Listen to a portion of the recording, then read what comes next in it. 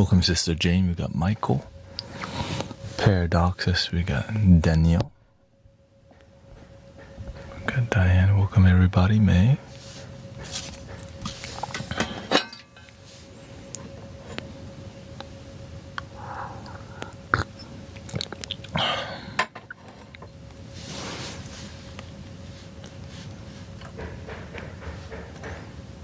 This is loud construction today, so.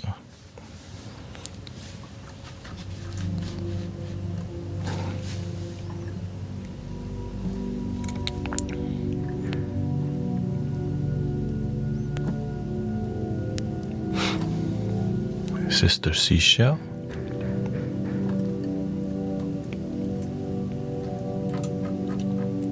Oh, yeah.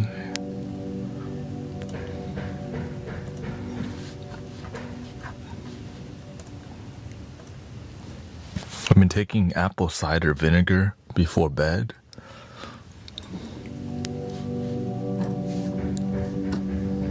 But I think I need to take it a lot later.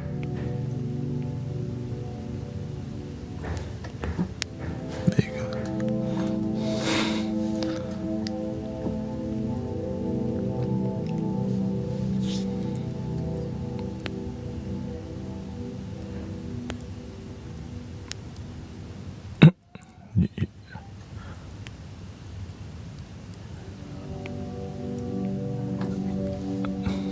Not sure what you type, sister. She says, oh, you shave your husband's beard this afternoon.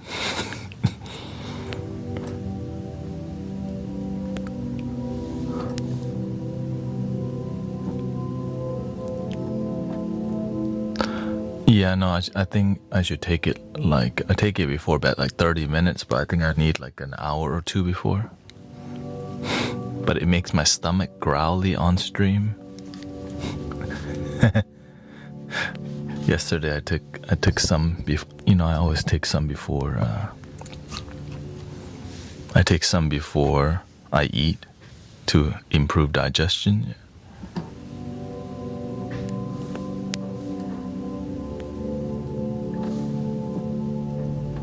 Growly, yeah.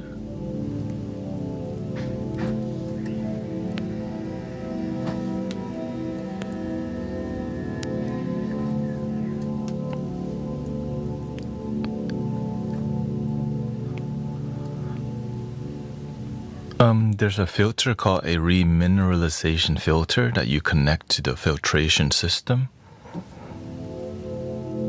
Welcome, Sister Kara. Yeah.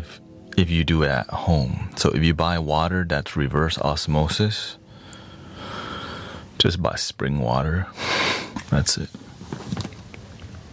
Spring water, I think, is as cheap as reverse osmosis water, if you can find it. In here we have Ozarka, which is spring water, in Texas at least.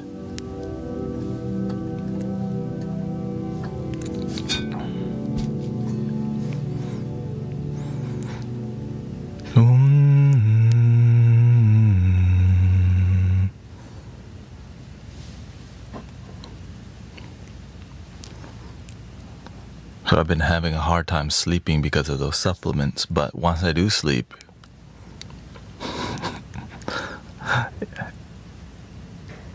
it's a long time.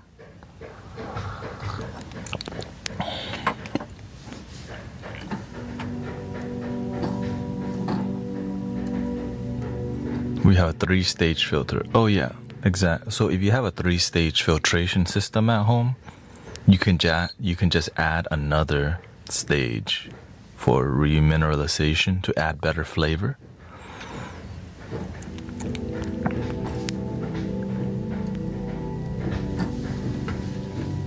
And also I've been drinking more water too because it has better flavor rather than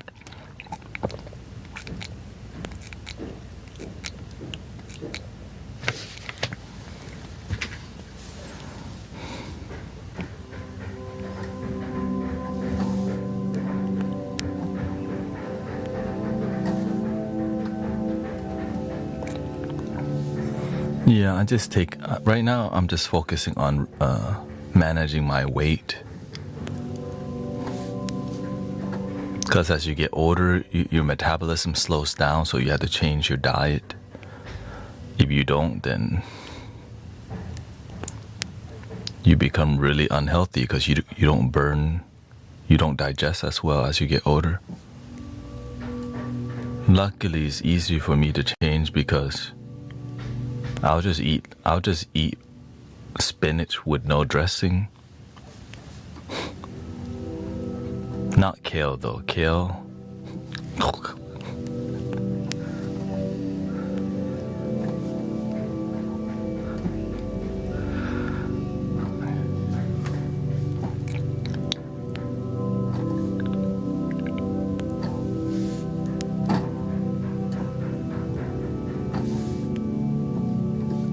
Okay, yeah, you can look into that.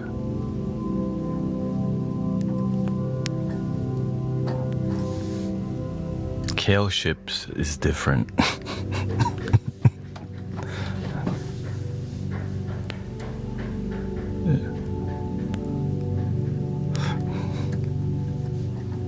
They,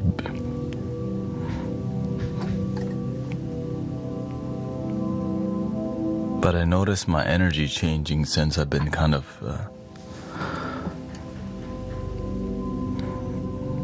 I've been more observant of my nutrition and exercise.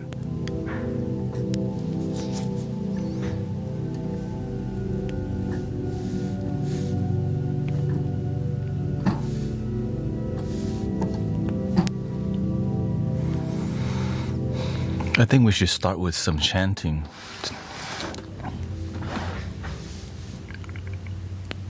You can get reverse osmosis water with minerals added back. Yeah. There's so many ways, but getting minerals is good, yeah.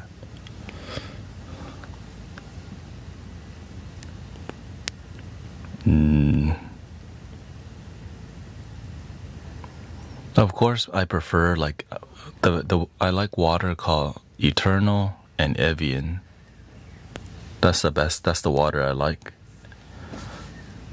But of course, it costs money, and that's not something I could do every day. I'm like, oh.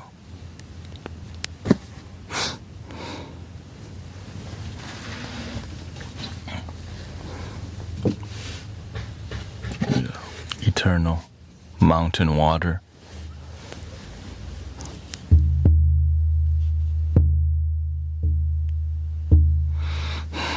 A lot of people have been needing healing, so I think we'll just use the medicine Buddha's name. Tiyata beganze maha beganze rajasamugade soham tiyata beganze. Of course, you can use whatever. You can use Jesus. Just have whatever healing intention in your heart and just vibe with the energy. It's more about the energy than anything.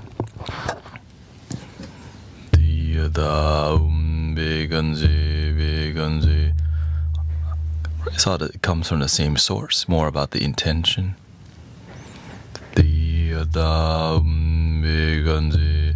And the intention of the medicine Buddha is all healing is possible. Body, mind, spirit.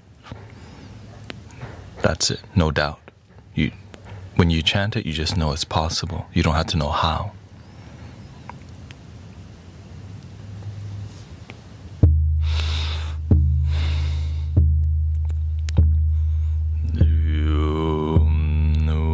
Start with the Om first.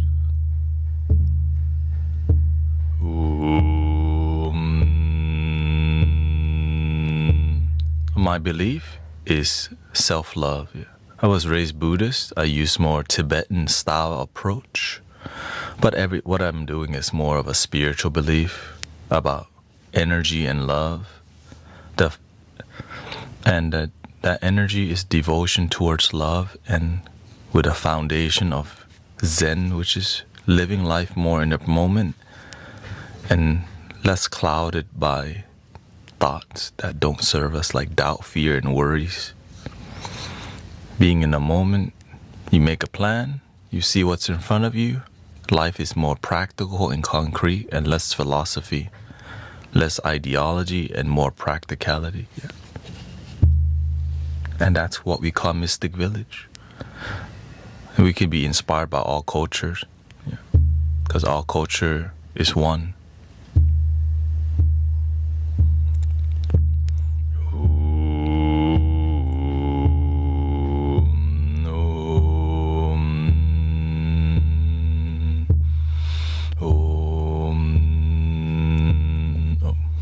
Excuse me.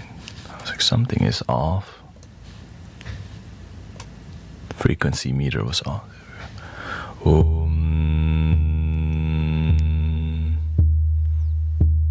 Start with the Om to warm up first.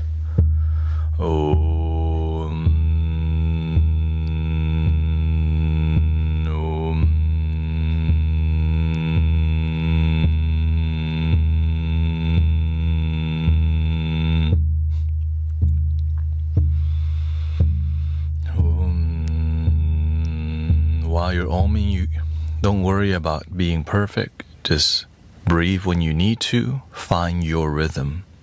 Okay.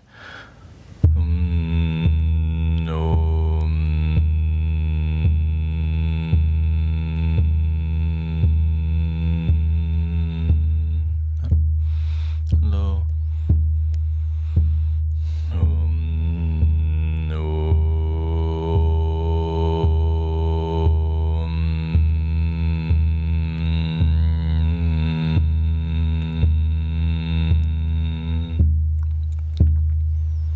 Do your best to om from your stomach so you can radiate from your chamber.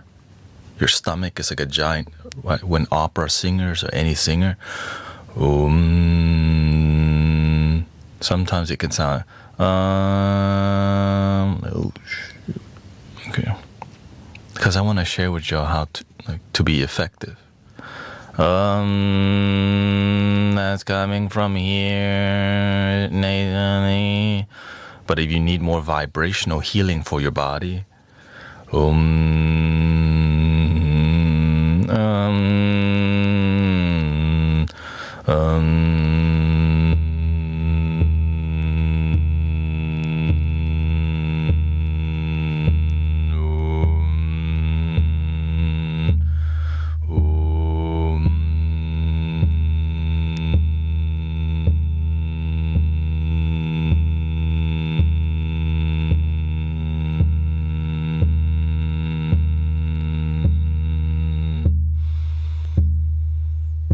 Thank you for the raid, baby face.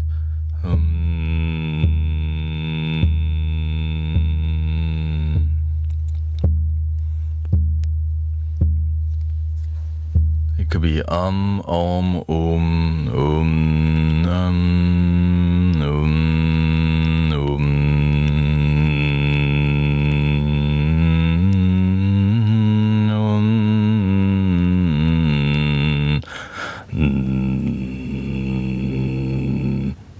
Find the comfort zone, because we're just focusing on the comfort, okay?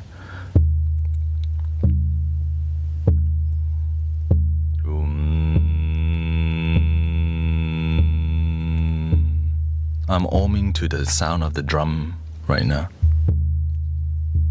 That's what it is.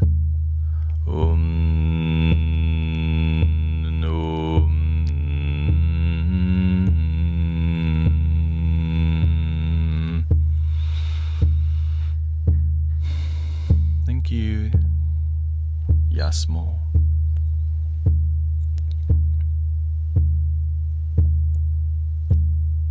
So today our intention, healing. So I use the medicine Buddha intention. All healing is possible in mind, body, spirit.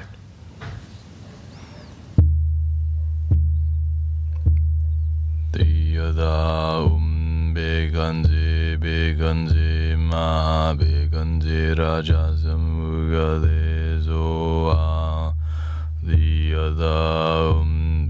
Beganzi, Beganzi, Ma, Beganzi, Raja Samuga Desoa, Diyada, Beganzi, Beganzi, Ma, Beganzi, Raja Samuga Desoa, Diyada, Beganzi, Beganzi.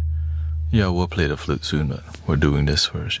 Ma Beganzi Raja Samuga Desoa, Diyada, Beganzi, Beganzi, Ma Beganzi Raja Samuga Desoa, Diyada, Beganzi, Beganzi, Ma Beganzi Raja Samuga Desoa. This is a way you can energize yourself too, right? Because it's a fire.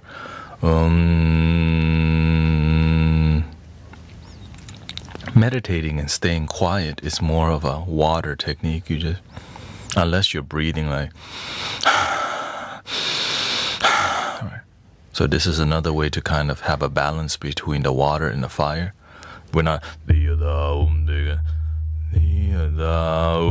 Beganzi, Beganzi, Ma Beganzi, Raja Samuga Desoa, Diyada, Beganzi, Beganzi, Ma Beganzi, Raja Samuga Desoa, Diyada, Beganzi, Beganzi, Ma Beganzi, Raja Samuga Desoa, Diyada, Beganzi, Beganzi, Ma Beganzi, Raja Samuga Desoa, Diyada, Beganzi, Beganzi, Ma Beganzi, Raja Samuga Desoa, Diyada, Beganzi, Beganzi, Ma Beganzi, Raja Samuga Desoa, Diyada, Beganzi, Beganzi, Ma Beganzi, Raja Samuga Desoa, Diyada, Beganzi, Beganzi, Ma Beganzi, Raja Samuga Desoa, Diyada, Beganzi, Beganzi, Ma Beganzi, Raja Samuga Desoa, Diyada, Beganzi, Beganzi, Ma Beganzi, Raja Samuga Desoa, Diyada, Beganzi, Beganzi, Ma Beganzi, Raja Samuga Desoa, Diyada, Beganzi, Beganzi, Ma Beganzi, Raja Samuga Desoa, Diyada, Beganzi, Beganzi, Ma Beganzi, Raja Samuga Desoa. Breathe.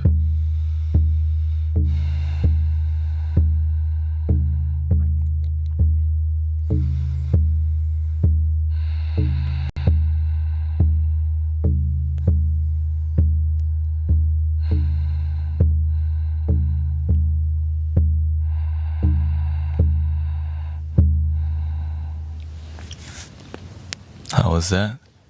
Diyada, Beganzi. You don't have to get the words perfectly right. You just make it up as you go. It's more about intention and application. As you listen more sharply, you'll get the words naturally. Yeah. You don't need to get the pronunciation right. Every note could be, like every word could be off. The intention is what matters. And the feeling. And as you practice more, you're naturally like, oh, you naturally tune yourself to what you want to. That's it. Here we go. I'm gonna go as long as I can. You don't have to, but you know, I need it, you know, uplift my energy. I feel a little tired. You know, sometimes it's more healing. And so the way I uplift my energy, this is how you do it. This is one way to do it.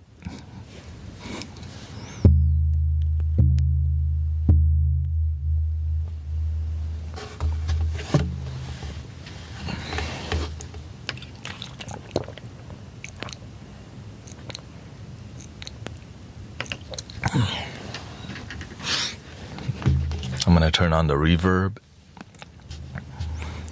and just find your flow. You can copy me and the yidam beganzi ma beganzi rajazamu zoa the yidam. But we gonna go shamanic on him.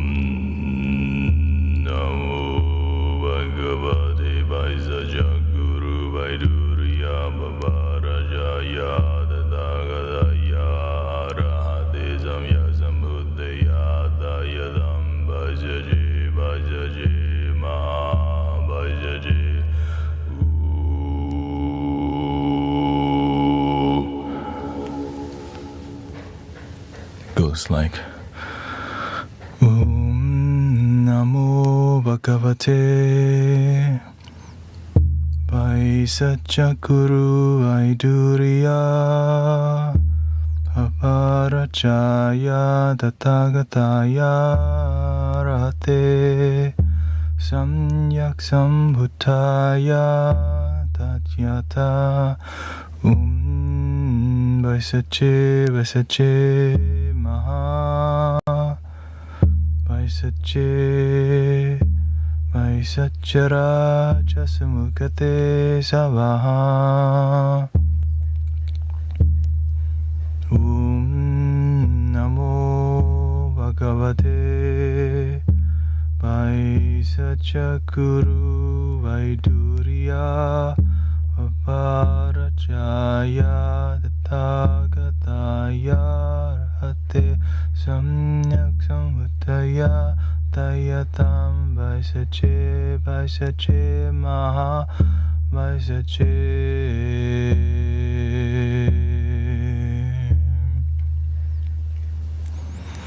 Namo Bhagavate Vaisachakuru Aiduriya Abarachaya Tathāgataya Rate Samyak Sambhutaya Tatyata Vaisache Vaisache Maha Vaisache Vaisacharaja Samudgate Savaha. This is the mantra of the medicine Buddha. It's more to me, it's less about the translation and more about how you're chanting and the intention. And the intention is all healing is possible.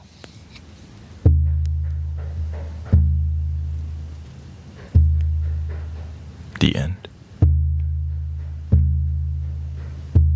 But saying that all healing is possible and believing all healing is possible are two different things. The mantra I've been using the most currently is by Padmasambhava, which is Guru Rinpoche, the founder of Tibetan Buddhism, which helps you to have fierce devotion from any negativity, You think you're negative? No, you can be positive today. Like, oh shoot. You hate your life? No, you're gonna find a way to love it. Today. Like, ooh. Okay, I will. Kind of vibe.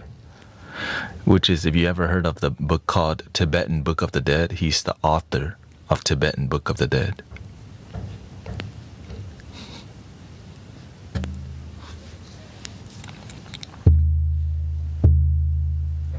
And it goes like this. Nahum Vaja Guru Vamazidi Om Nahum Vaja Guru Vamazidi Om Nahum Vaja Guru Vamazidi Om Nahum Vaja Guru Vamazidi Om Nahum Vaja Guru Vamazidi Om Nahum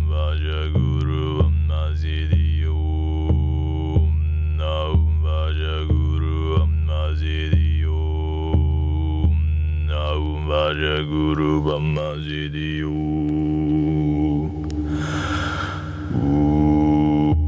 Nahum Vaja Guru Vamazidi Om Nahum Vaja Guru Vamazidi Om Nahum Vaja Guru Vamazidi Om Nahum Vaja Guru Vamazidi Vaja Guru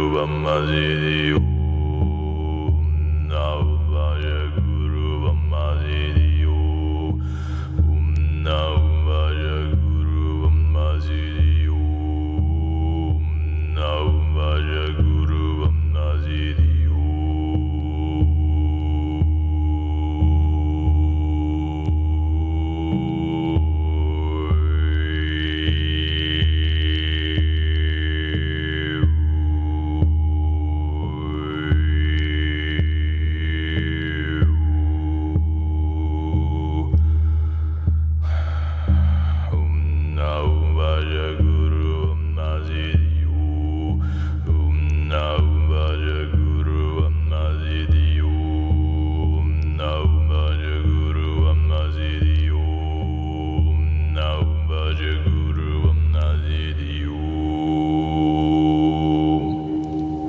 Here's a little bit more mandala.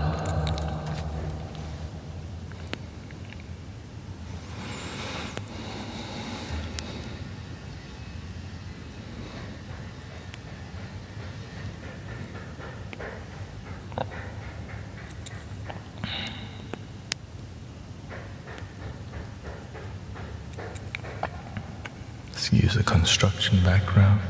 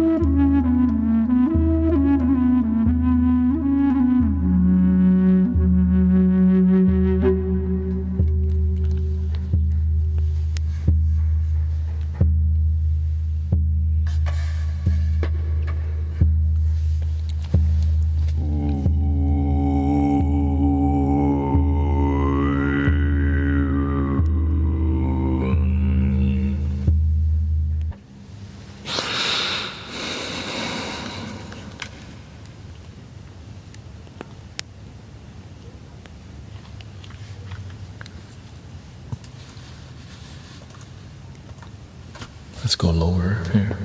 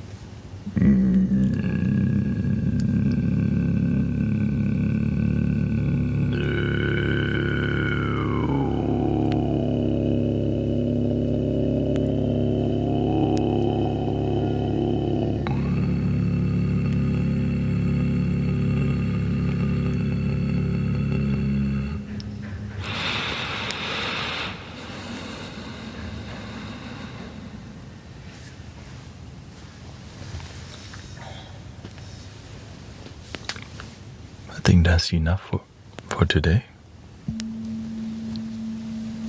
Because if you don't keep developing it, you will lose it. Welcome everybody. Welcome sister.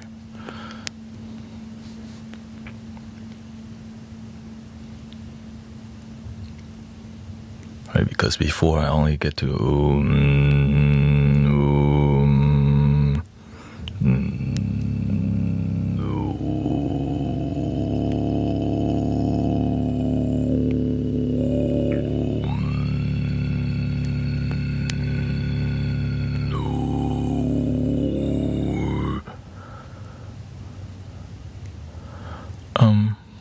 possibly, yeah, because I'm doing a lot of bassy, but I kind of monitor it. The drum sometimes can, yeah, peak, because I don't usually play the drum that intensely unless I'm chanting, because you need some passion when you're chanting or devotion. You need passion to make an impact. It's good, and to feel passion within your own devotion is really important because it keeps you going for a lifetime. Like, it never runs out if you just. Ever since I was young, just chant loud. I grew up Buddhist, and because when you do it with no shame, you just let yourself. And then eventually you learn balance, right? But before you can learn balance, you have to see being to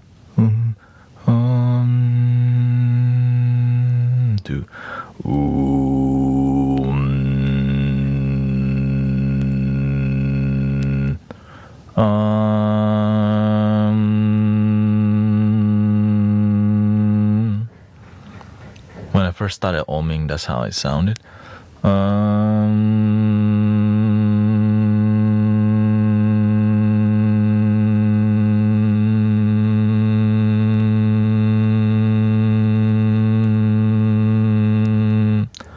I did that for 30 minutes, just all the way, till your stomach shakes.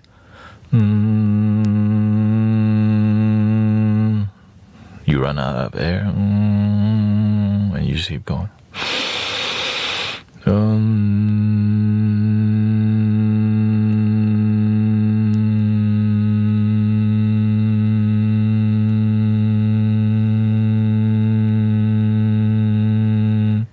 Of course, as you get more explorative, then you learn how to vocal fry.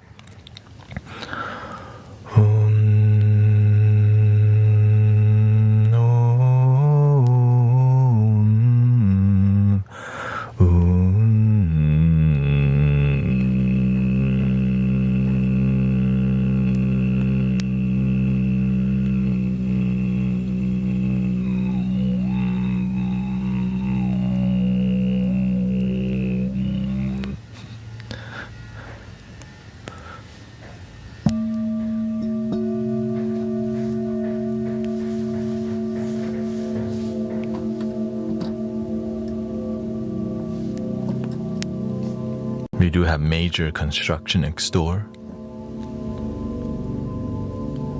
and we got major construction within.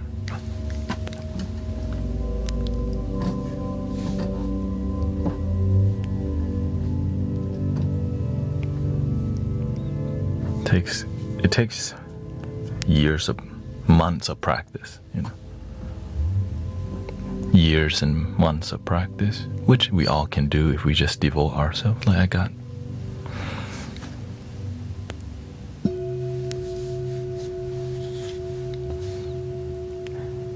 But some people may judge. I just look at results. I could do all that and there's no healing in community. That means I'm not doing a good job. Number one thing I look at, what's the result of your practice? Like, what do I gain from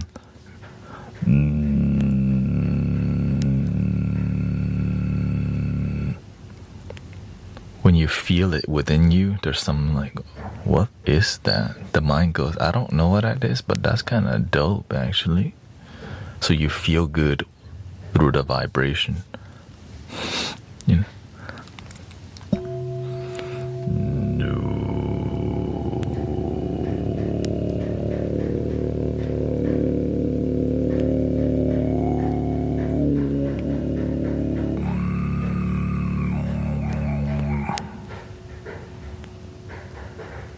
And then you can apply it onto the flute, which is why you hear me doing the, let's see here.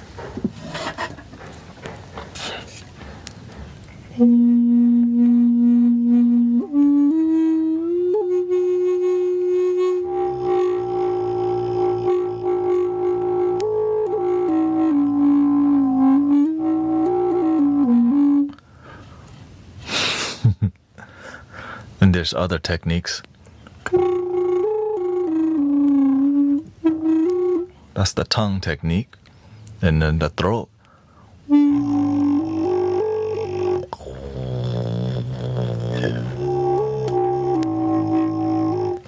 But then if you do it at the right time, it doesn't sound so novelty, right? Because that just sound like I'm...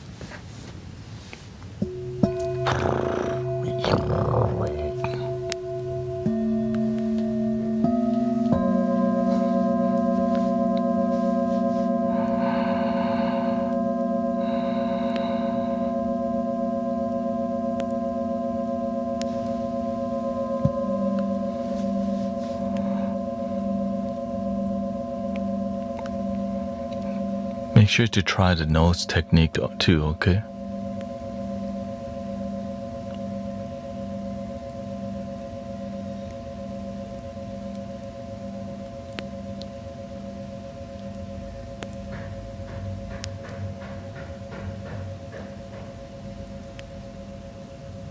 I'm surprised I don't see more people using the nose technique. Your kid's favorite technique.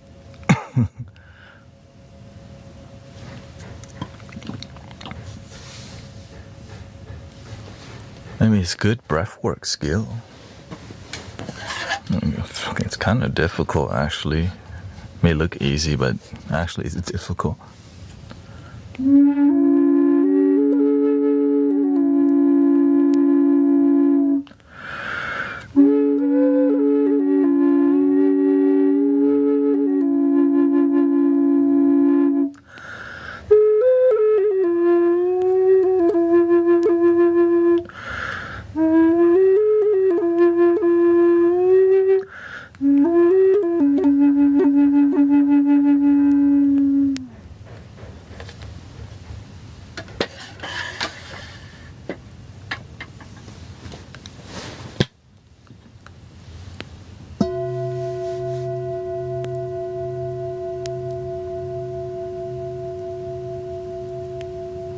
Hello, Vanessa.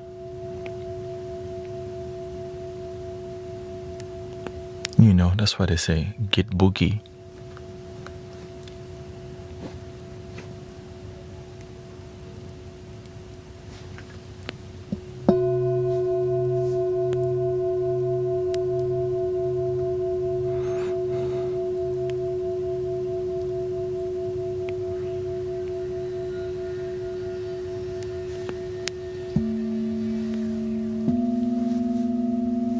Just get the cathedral vibe in here a little bit.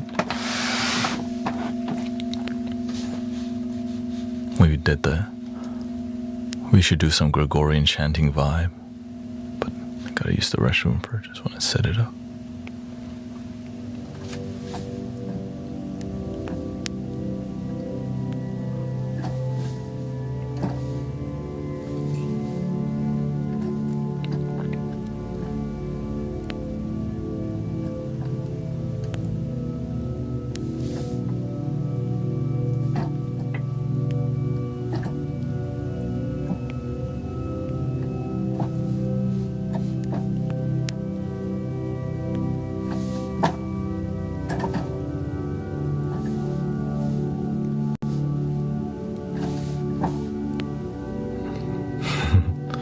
you, Vanessa.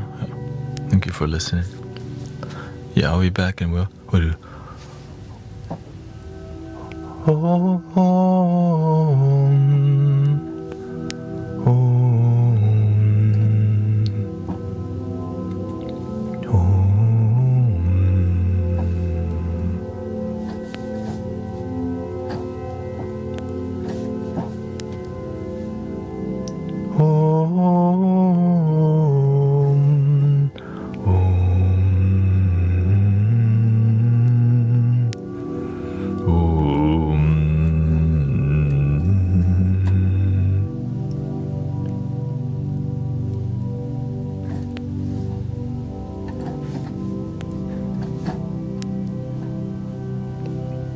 Loop it a little bit.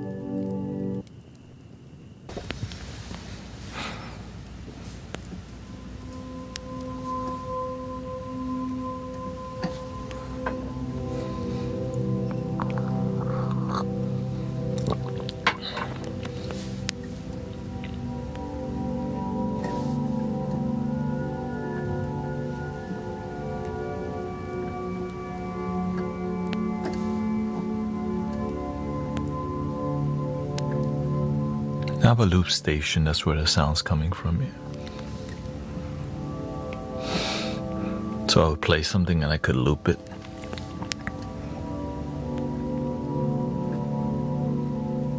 There's a keyboard here, Ableton. That's why you see me do it on the loop station.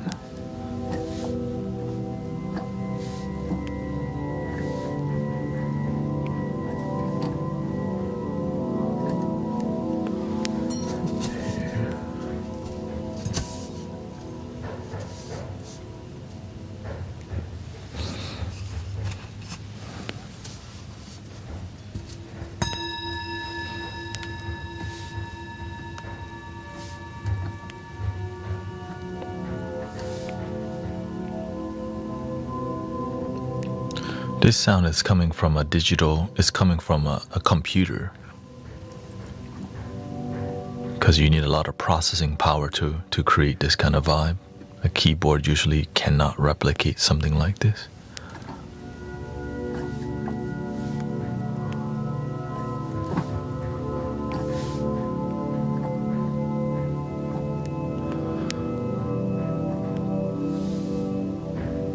Me, I'm 37.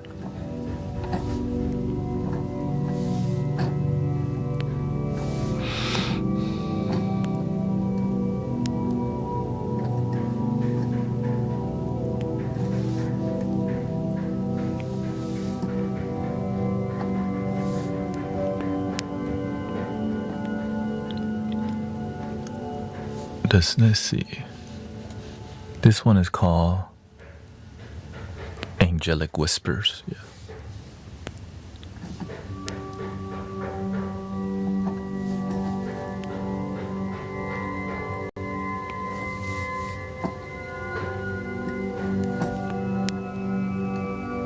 Welcome, Jay.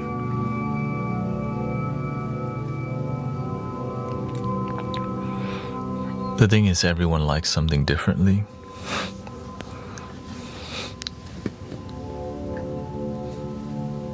Because this is more, I call it the cathedral vibe. You feel like you're in a cathedral.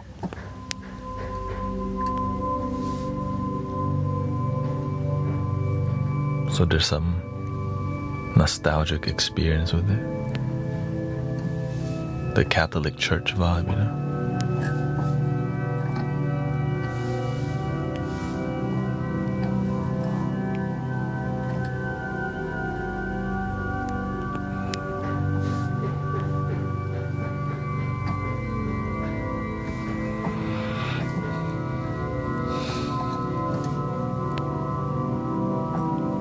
I used to do wedding videography, and yeah, when you're in a cathedral or you're in a Catholic church, the music is dope because they got good acoustics, they got good opera singers singing the Ave Maria, they got good microphone system in there. So you know, good jams.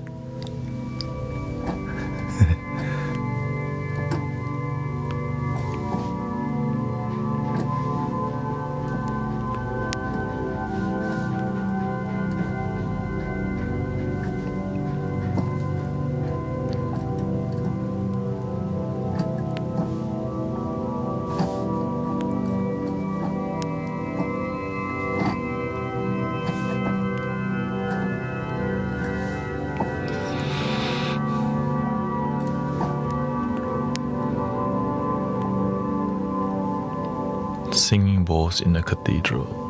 Yeah, I think that's already been done. I think that sound healing is something that people unify because there's not much to. It's not controversial, it's just music, but it's spiritual. When you hear the bell ring.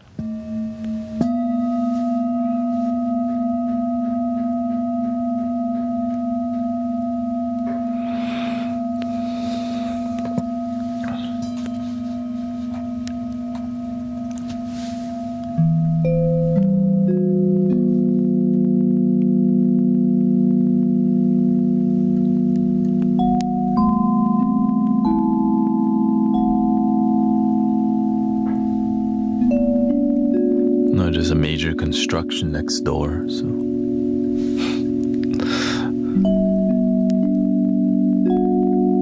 Two-story house. I think there's two houses being built at the same time. So that's a good sign of life. You keep building. Build on the outside, but also remember to build on the inside too.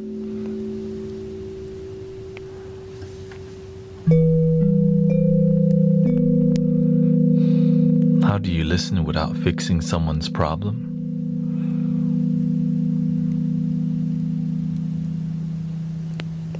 Just be supportive. Like, actually want to hear what they're talking about. And wish the best for them. Because if they're not asking for support, some people are just looking for an ear.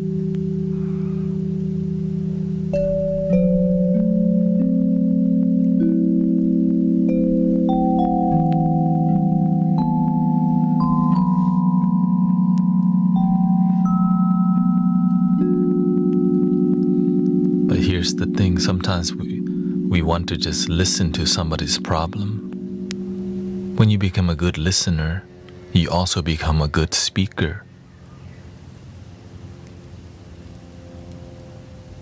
But you can speak really good, but nobody wants to listen to you either.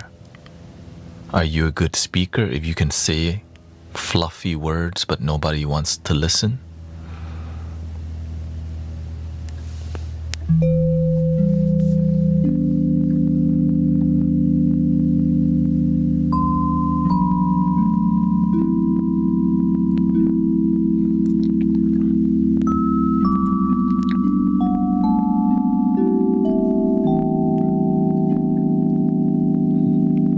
That's why I stay away from the people who talk pretty, but no results. Because what? They're more into talking pretty and no result.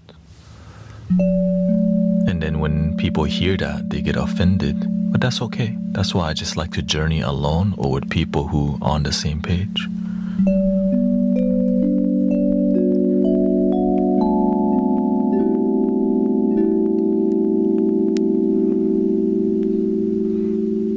Because there's a lot of books being sold, right? Everywhere. Spiritual books everywhere. But not spiritual practice. Spiritual books make more money than spiritual practice. So sometimes we got knowledge from the people before us. Well, if the people before us write lots of books, we should too. But we didn't see, is the people before us that we look up to, are they transformative? Some people standard for spirituality isn't transformation. It's just more information and more knowledge, but no wisdom that reaches the heart. And that's a lot of spirituality practice nowadays. Ideology and philosophy, but no transformation. And once I speak like this, it can end up offending many people. Welcome to the Mystic Village. I've just been taught this way to be transformative and practical rather than philosophical. I'm tired of the fluff. I feel like it's wasting my time because people's issues still there.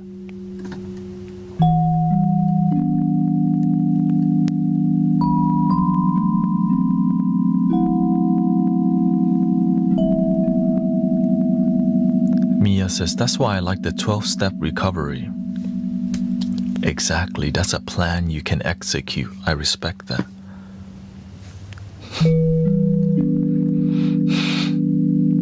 Hello, welcome.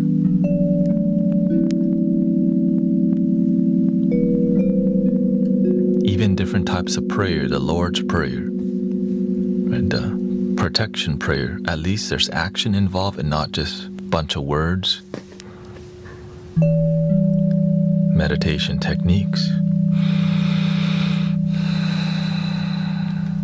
things that actually you can practice. Philosophy is needed. I believe that we all know the philosophies already that we need to do, but we don't practice the things we know. How many times do you have to read a holy scripture before you start practicing it?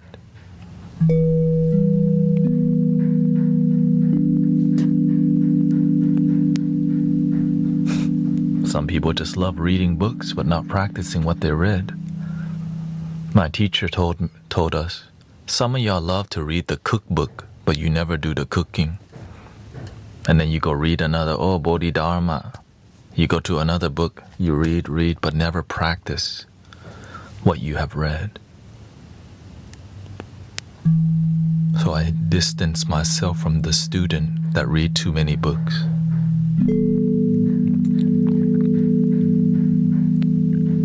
They're good at reciting the recipe.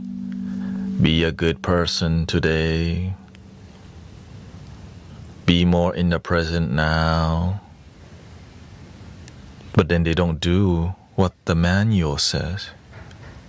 Then they go read another manual, and the other manual says the same thing, but from a different teacher. Then you go read another manual. It's a different teacher, but the same. And they go read another. Oh, bro, you don't get this yet? It's the same thing. Thich Nhat Hanh, Bodhidharma, right? They're all the Tibetan Book of the Dead. They're all saying the same thing. You don't apply it. You don't know. The teacher is just trying to help us shorten the time we need to wander around to get. It's all the same.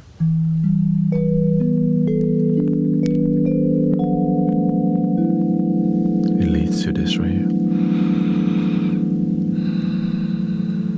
How can I help more people once I feel the deep joy in my heart?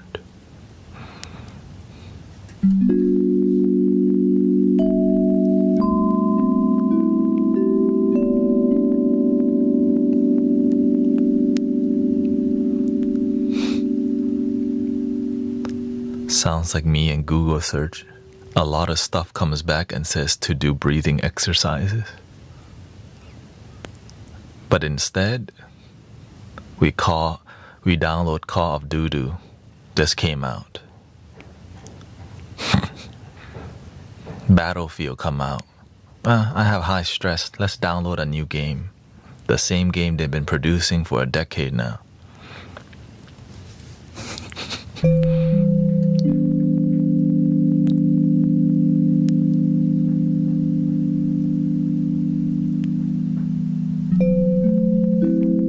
Fortnite.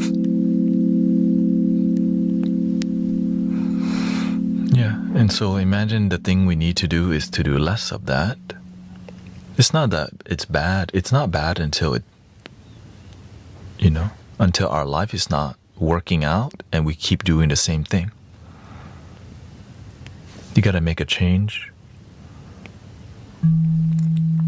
This is old news, right? Make a change. But why don't people make the damn change? Because these games, all these things are quite addictive that you need to meditate, but instead you don't because Fortnite is more fun.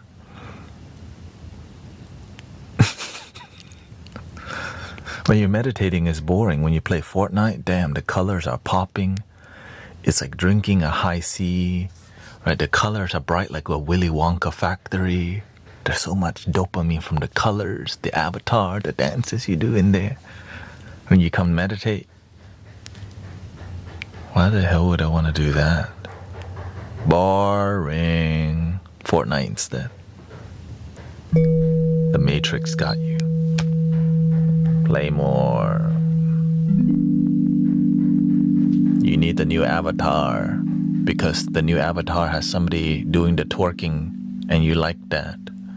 Buy the new avatar. I don't need it, but that's hilarious. But I'll throw money at that.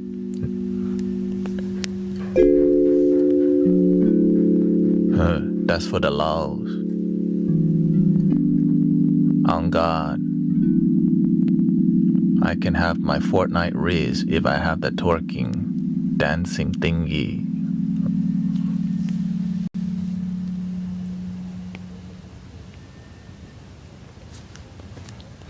Your problem's still there. You just got a new Fortnite twerking dance thing to have a Fortnite Riz thingy.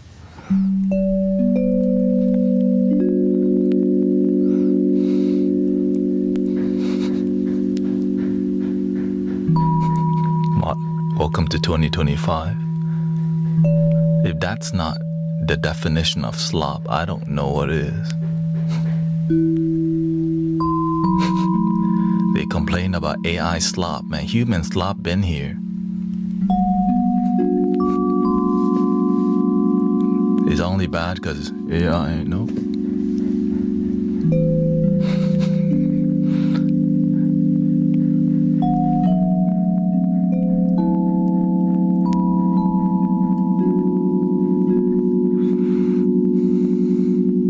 Humans slop in here.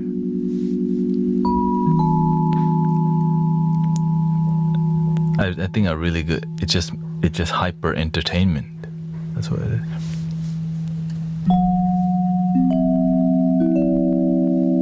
Like, do I need to be doing entertainment's fine though, right? A little poison. Shoot, I like on a hot day, give me an icy sometime.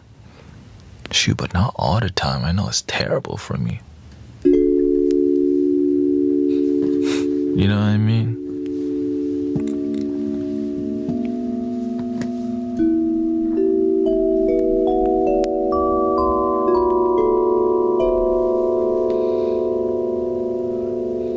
But I know now that I'm more aware of my health, I'm like, ooh, damn. That's gonna spike my blood sugar. Now I'm gonna be crashing soon. The more you're aware of this stuff, the more you're like, ooh, what's the consequences of eating an icy? Am I gonna be crashing in an hour, basically? And then what do I need after that? Starbucks. I pop a couple Keurigs in and go, okay.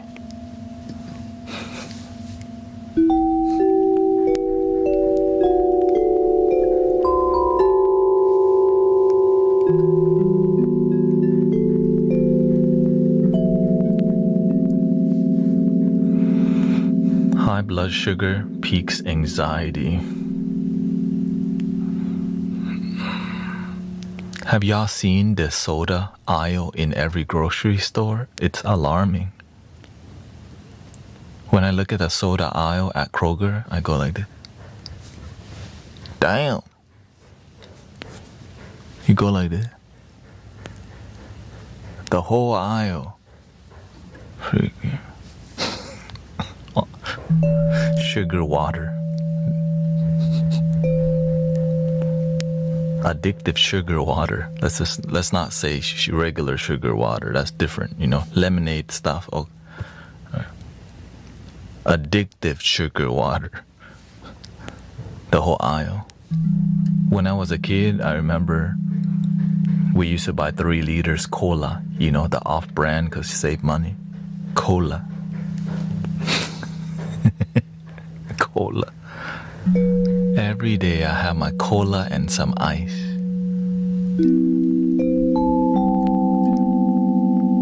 Watch my Nickelodeon, drink my cola. Hey Arnold, drink my cola, eat my instant ramen noodle, my Andy's hot fries.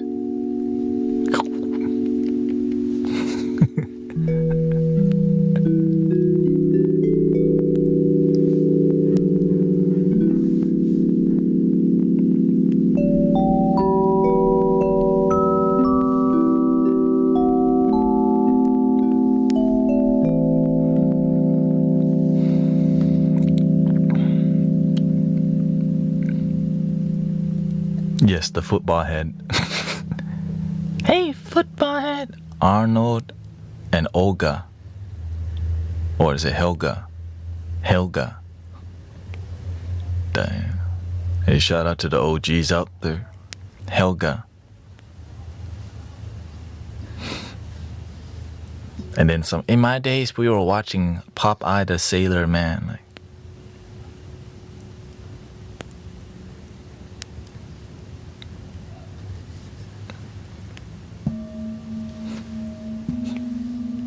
in black and white. Like, you had a TV in your time? Whoa. We used to just listen to Popeye the Sailor Man on radio. Like, oh, what?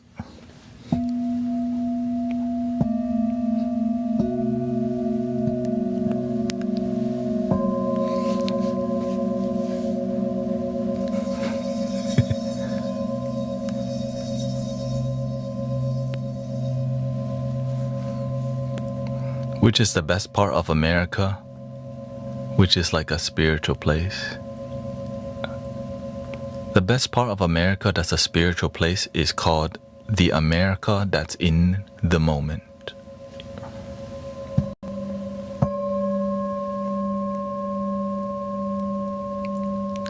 You knew that, come on.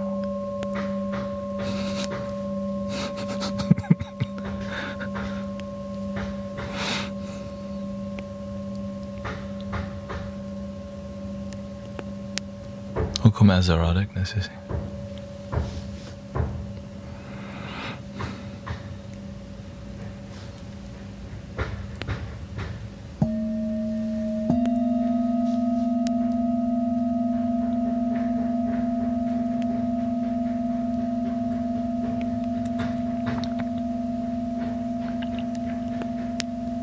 Oh, are they trying to start their singing bowl next door? They keep missing the ball and keep hitting the wood there.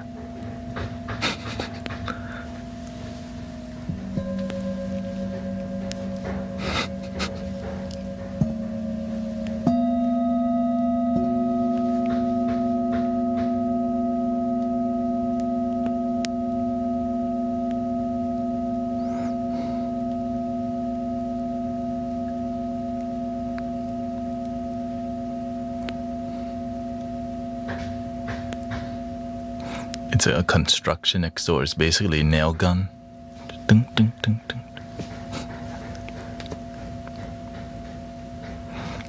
Grateful One says everything you desire is just an excuse for an emotion you want to feel. Sounds like humanness to me. That's life right there. That's the human life, but the spiritual life, I am enough. I'm complete. I'm whole just the way I am.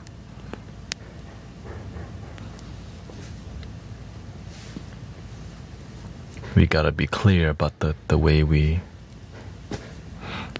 the humanness and the divine nature are one.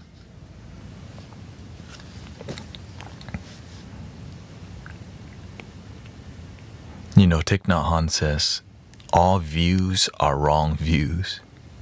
When I first heard that all views are wrong views, like,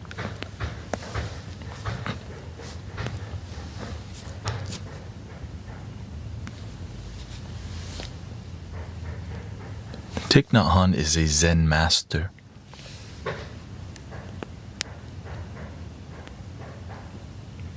Right, he's making an impact. Like, it makes you think all views are wrong views. What does that mean? Right, it's so radical to go, any view is wrong.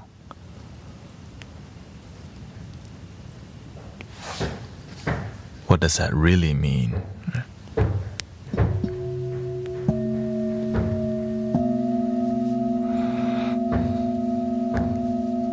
Including that view.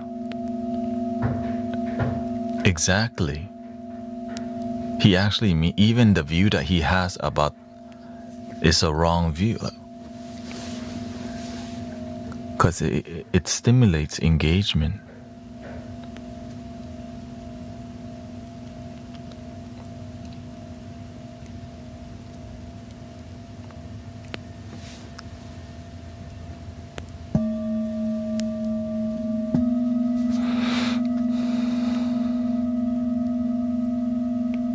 Because if you told people be present, they don't, I am present, but they're actually not. Be present in the now. I am here. So it's not effective. Be in the now. I'm always here. What do you mean? Are you actually here though? Of course.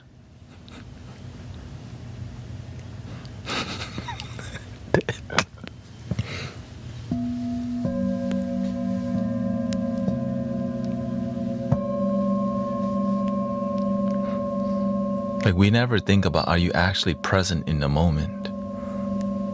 Or you in your head while being present. If you're in your head, then you're not actually present. You're in your head.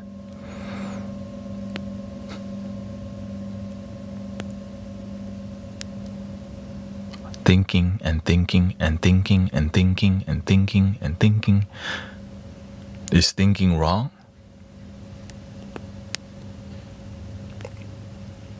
Now that's a comment, right? Thinking is wrong. Oh shoot.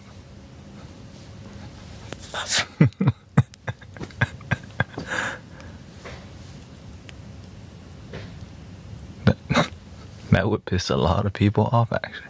Thinking is wrong. Don't think.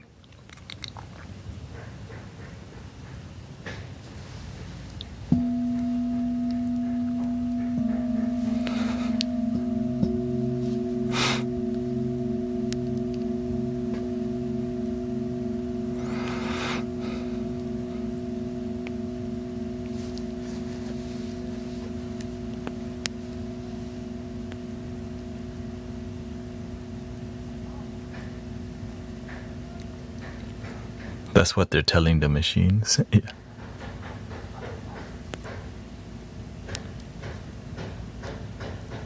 Just a little philosophy talk today.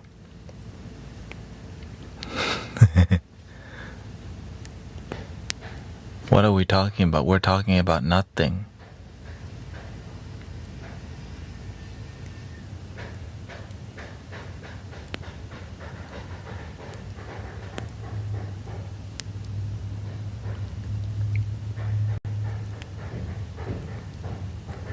But is nothing something?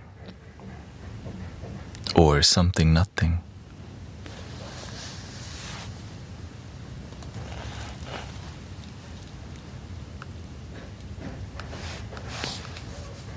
No, Miss Agent Smith, you're not doing that to us.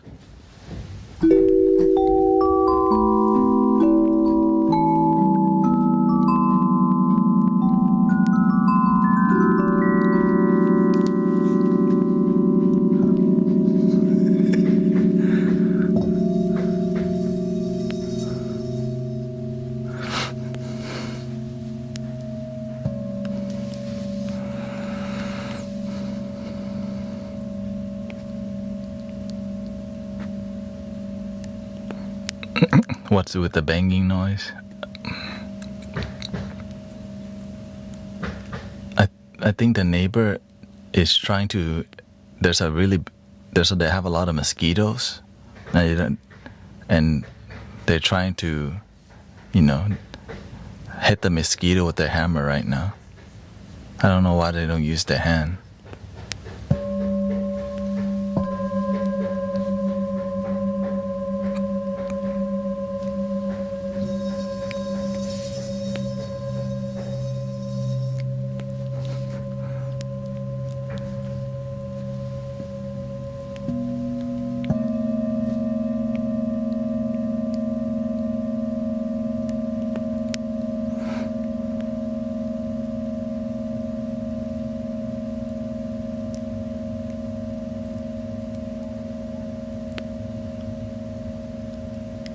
Oh, don't worry, it's almost 5 o'clock. I mean, clock out time. Okay. Lots of mosquito in Houston, Texas.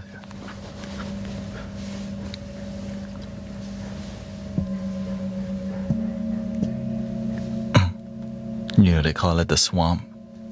This area, like flat swamp area. And they turn it into a city.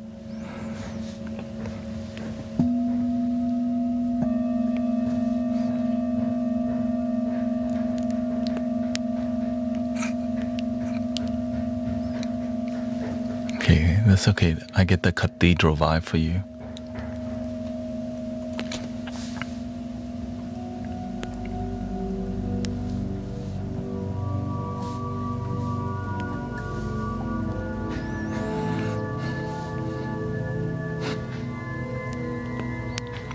Lately, there's been a lot of mosquitoes, but this year we didn't have much mosquitoes until the winter time.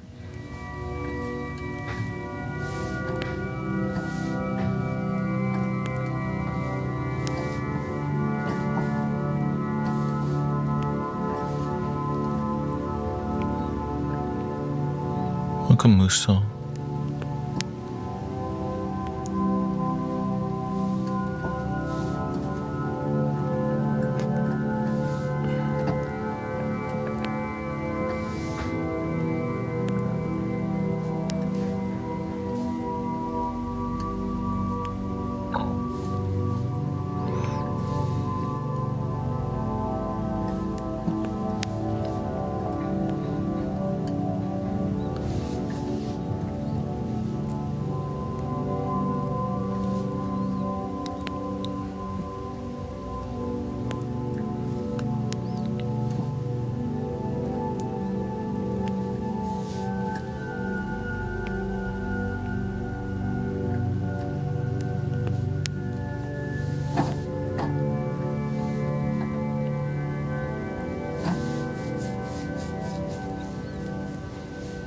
Yeah, we don't hit mosquito in my house.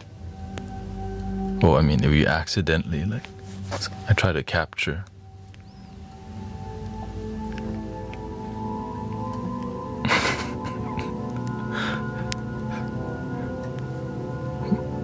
Must be a Buddhist thing.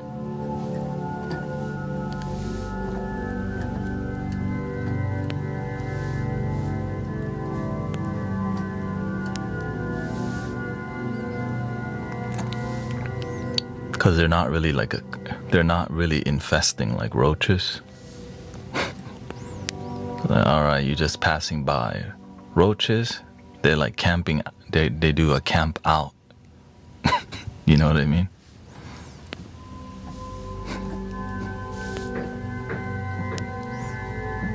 Yeah. I don't even kill roaches. It's just if it gets really bad, then you know, we'll put some traps.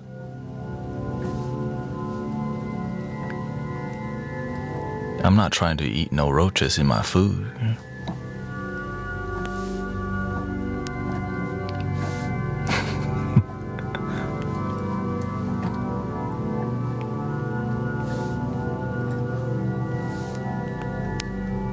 But spiders, we catch and release.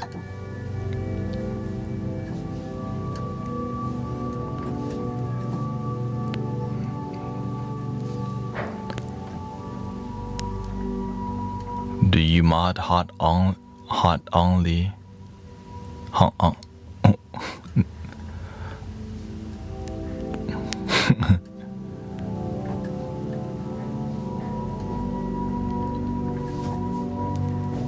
Yes, Emmanuel's one of them. And Michael.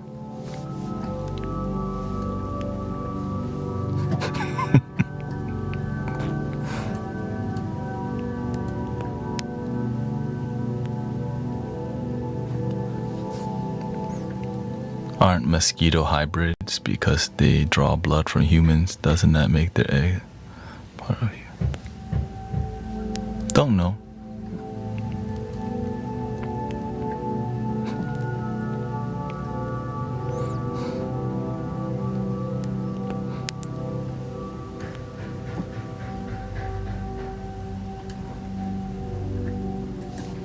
Some things I don't go that deep with, you know. When you release a spider, it will die outside because it's a house spider. It's too cold outside. Where should we release it?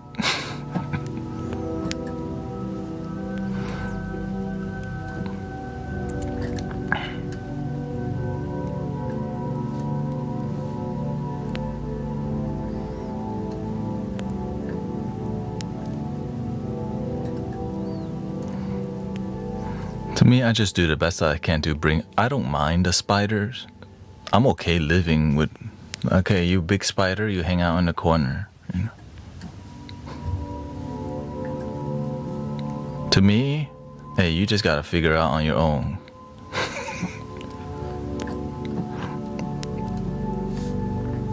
All I can do is the best that I can, and sometimes your actions cause harm. But guess what? That's called life. Sometimes you're walking and you accidentally kill an ant. It happens. It's not like I'm trying to, my intention is not to kill. My intention is for peace in the house.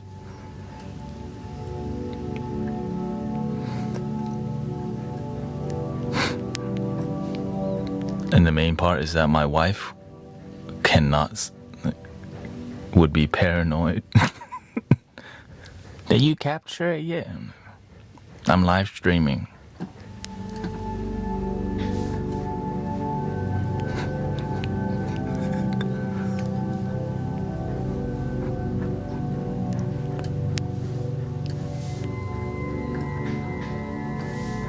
Yeah, one thing I learned, I'm not here to be perfect. I'm here to do the best that I can, and sometimes in life there's no one, you're gonna accidentally step on an ant. Will we be burying every ant we step on accident? Imagine if we have a great,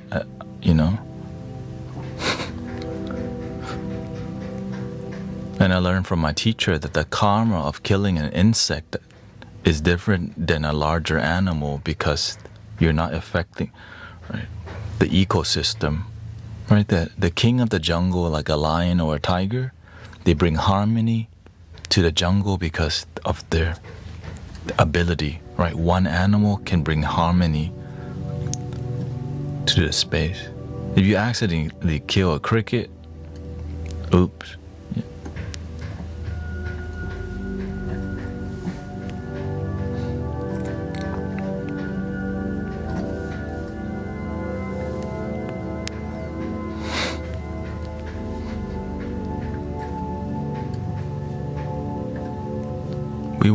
We want to be compassionate, but we have to have, balance too.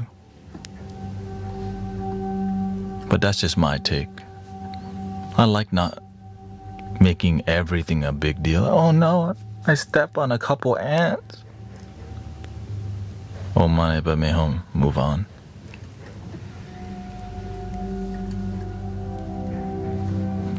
Let's be realistic.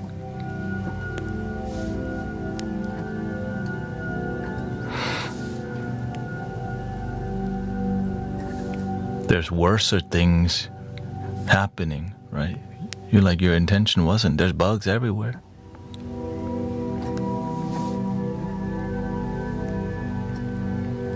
If we don't live a balanced life, we just become overly sensitive to everything because we're more concerned about, letting our feelings take over us rather than make life harmonious and balanced. And sometimes we can get lost in being overly sensitive. And some people aren't ready to hear that. That's okay.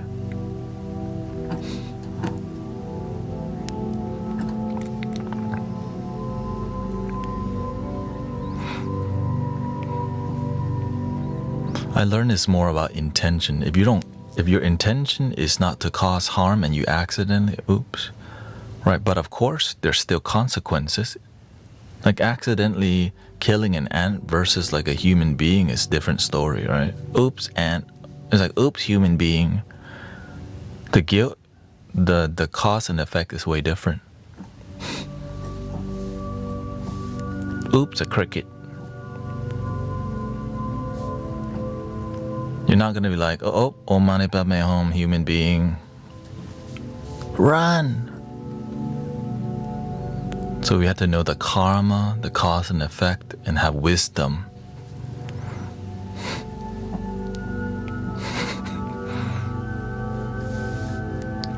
And learning how to be realistic with things too.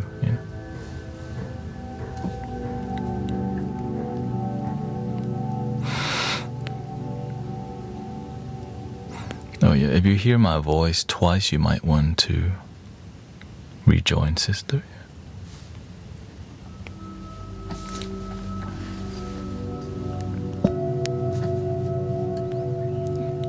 Yeah, discernment.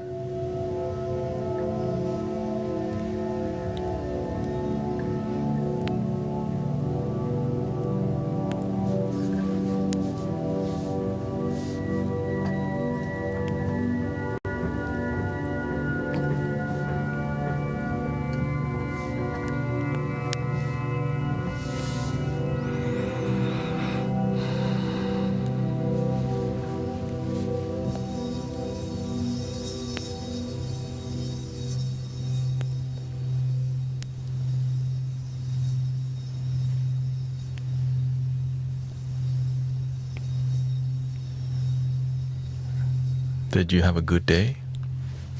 So far, yeah. I mean, on a daily basis, I kind of have a routine discipline already.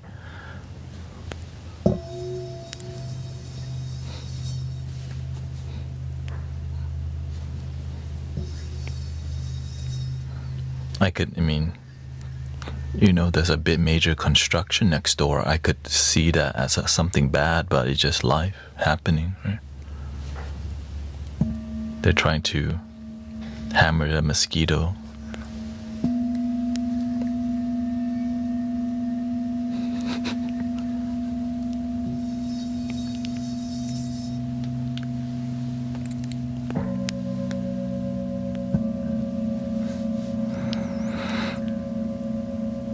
When the season changes, the cold also makes you burn more calories because your body needs to build more heat.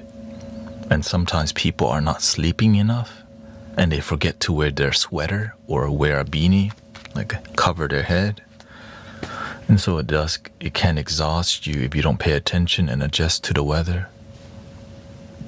Even drinking water.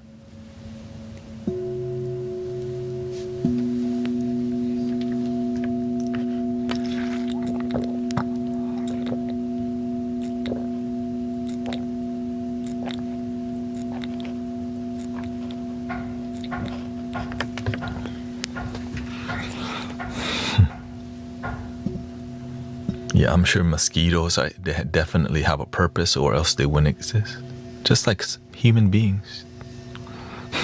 Some people think they don't have a purpose to be alive. I'm like, if you're here, you definitely have a purpose.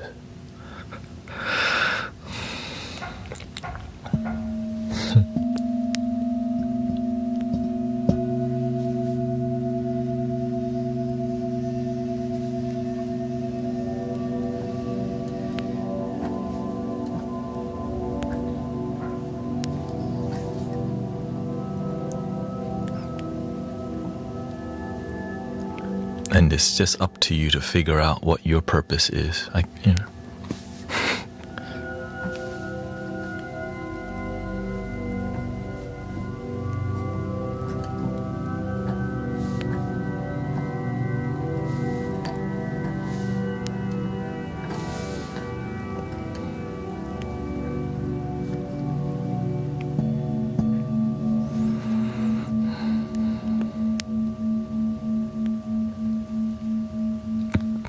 My partner hoards and I'm a minimalist. How to find balance? Oh, cause and effect. So you just have to be balanced. Now you're gonna be less of a minimalist and your partner will be less of a hoarder to make the relationship work.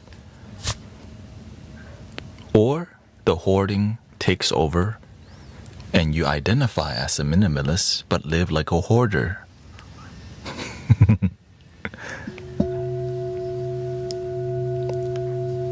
You have to be willing to fight or stand up for your principles and values sometimes when you can.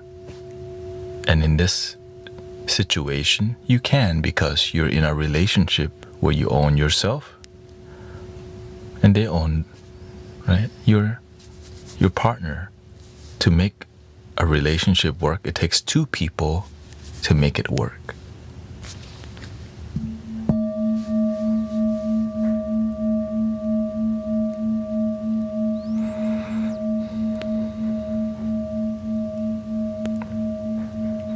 Welcome, shout out to Australia. Christopher says, bro, my parents are really annoying me today.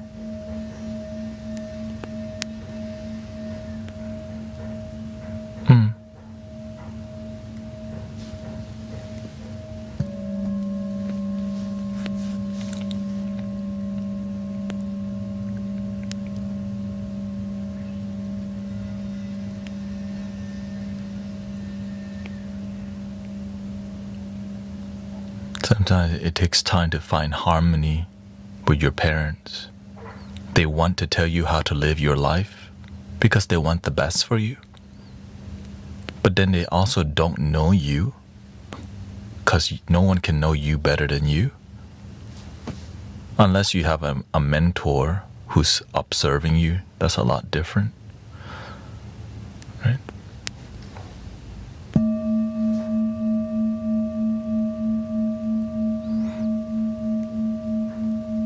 And sometimes our parents have trauma and baggage from their parents, and they're just copy and pasting what their parents did to them to you without realizing it, that it's toxic.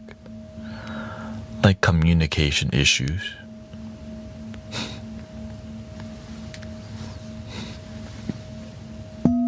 It's like many parents want to teach their children. They say one thing, but they do another, which is kind of a common thing, right? So when you say one thing and do another, the kids notice and they too get irritated. You tell me not to curse, but then you do it all the time.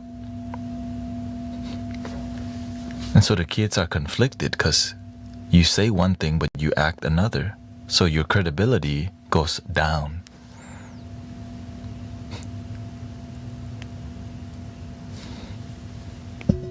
Actions speak louder than words.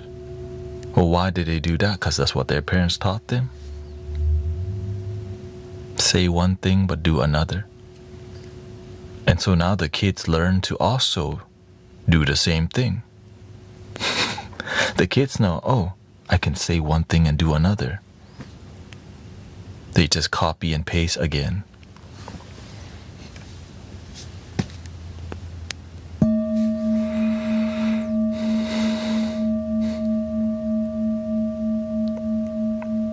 So that's why wisdom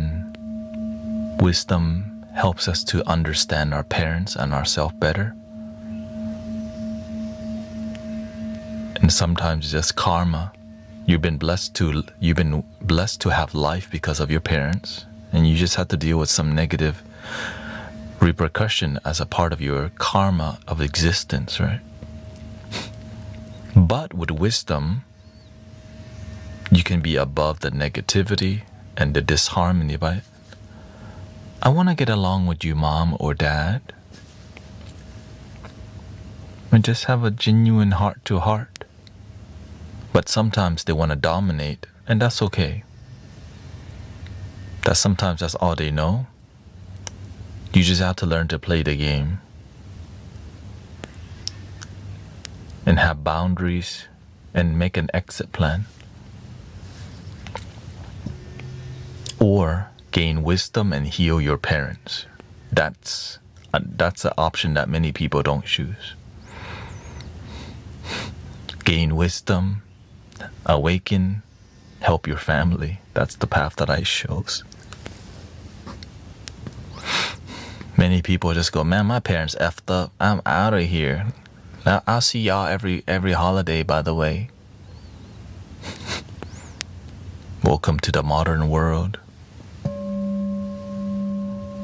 It's really difficult to help your family heal. So we just don't. And so there's many people roaming the planet, broken family, unhealed, just abandon each other.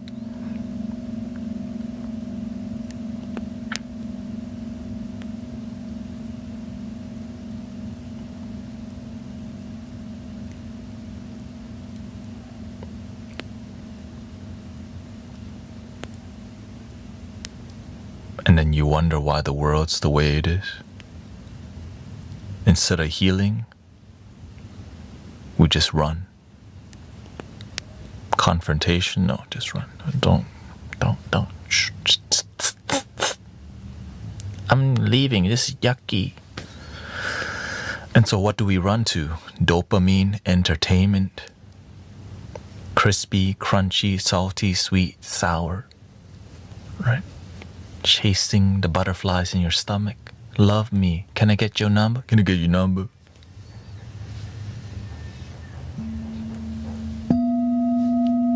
All of that to just distract you from my life kind of unfulfilled because I don't even get along with my parents or they judge me.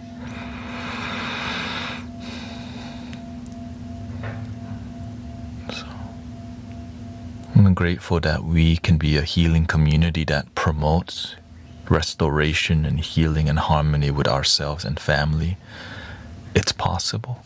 Just start with ourselves first.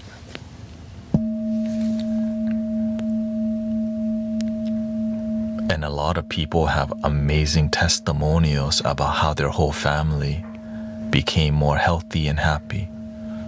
Many parents. So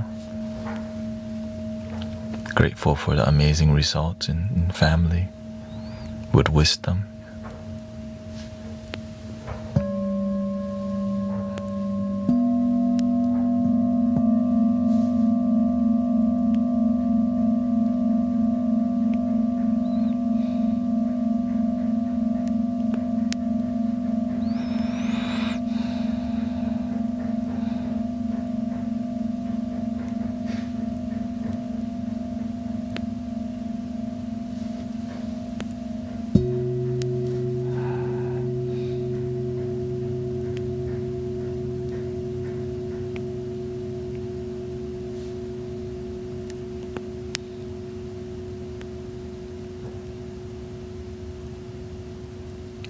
Please release your lives as a podcast on Spotify. I stream too long. I used to upload 5 hours a day, and the podcast upload didn't allow me to upload 5 hours. Now I stream 9 hours a day. Maybe things have changed. Yeah.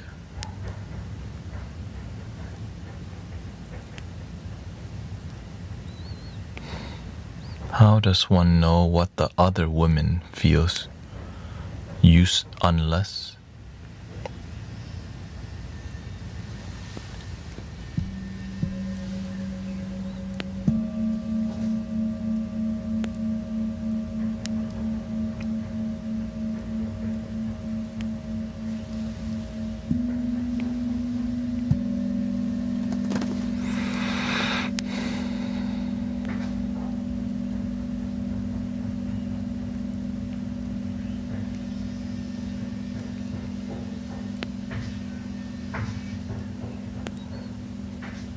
when you become a teacher that has results, you start to see how you start to see people are more alike than different. Like our issues are replicated more than we realize. It's just a different person, different culture, different country, but the core issues, there's some more similarities. But many people don't pay attention that much, so they don't see that because the lack of awareness.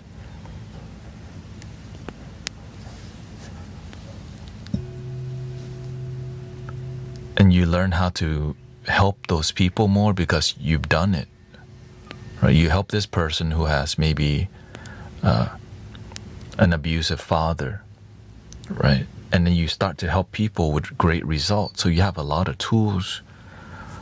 And there's something that connects to that, how to help people. And so now that you've helped many people and you've connected with this energy from negative to positive, you see a similar energy, but you see there's a core issue, but the surface level may be slightly different, but when you look at the core issue, it leads to the same root cause. That's why the root cause is like more similar than different. You may be American, she may be Laos, that person is Ukrainian, but the core issue is the same. The ego doesn't want to hear that. The ego in the beginning goes, you don't understand. But that's why you have to be an excellent teacher to create transformation.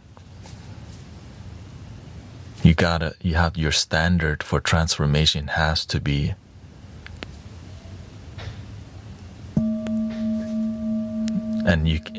and as you help more people, we as a community grow. It's not just me alone, right? Collectively as a community, we serve each other with being kind. Because we all go through something, and when we find a deeper joy, We have some knowledge of how to help each other. And that's called the Sangha, the spiritual community that uplifts each other. But we do it in a patient way. We don't go, I can fix you. Get in line. Pay a fee. Right? It's not like that. When it's peer, people just hang out and somehow they hear something go, thank you, I needed to hear that today. So it's a lot more rapid in healing and transformation because it's called group therapy and group healing. Right? But of course, there's therapists. That works too. That's another style of approach to healing, which is not a community style or Sangha style.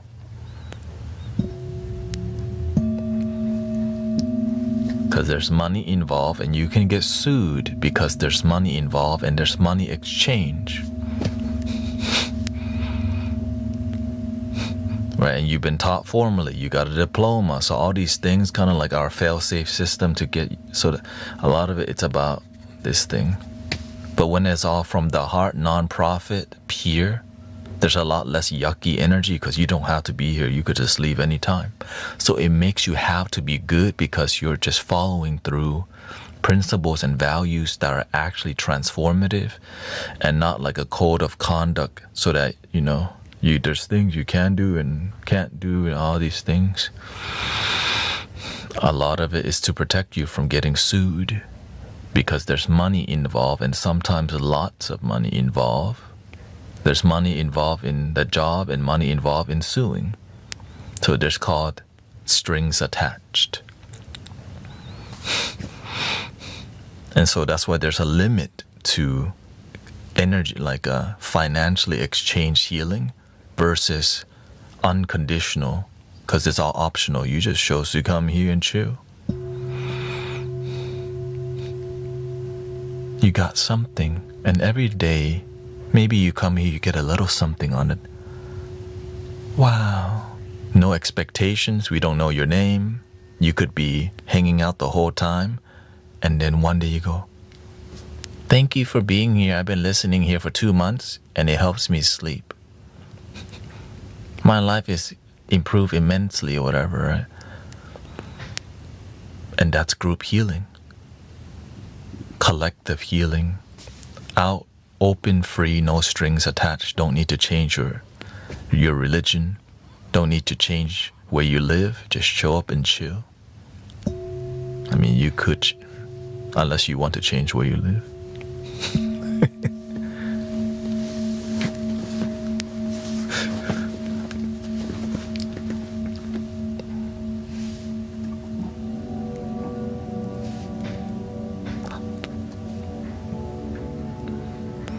How do I receive her words better? My ego is destroying my life. Let's see here, what's up with Slush says, my ego has been failing me with my response to my wife still. I assume when she is criticizing me that she hates me, but she wants to help. Her approach just hurts and trying to fix me all the time. How do I receive her words better?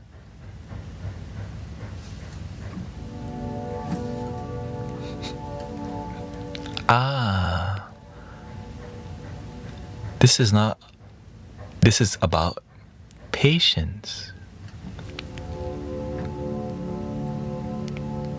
You said you wanted to be patient and peaceful, like the guy live streaming.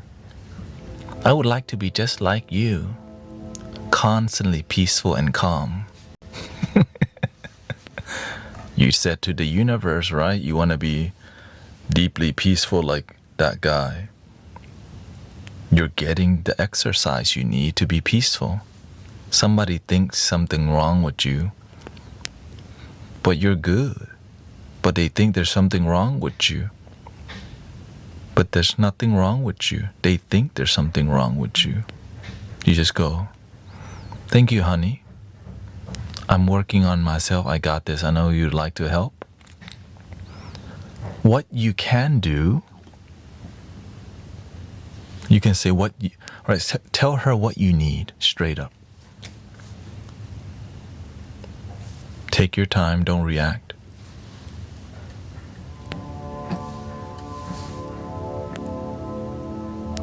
Just tell her what you need. Sometimes they just need it straight. Honey, I know you want to do this and that for me, but what I need you to do is just trust that I've got this.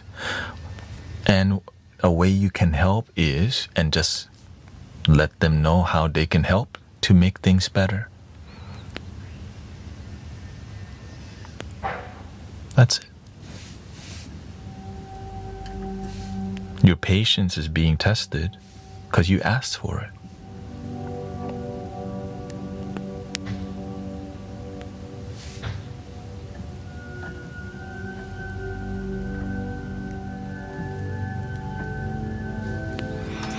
Let's be respectful here. Telling people to shut up in the chat is not healthy, okay?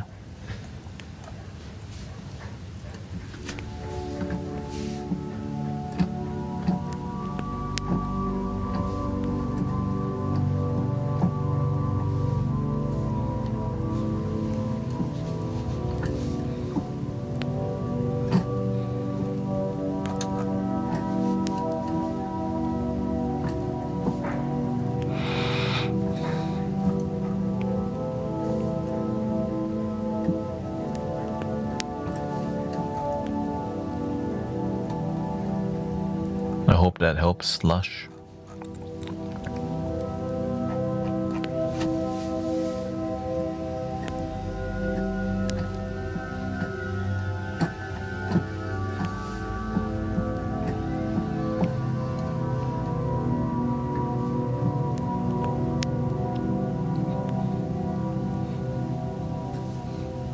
Some people, they want the best for you, but they're not really a good teacher.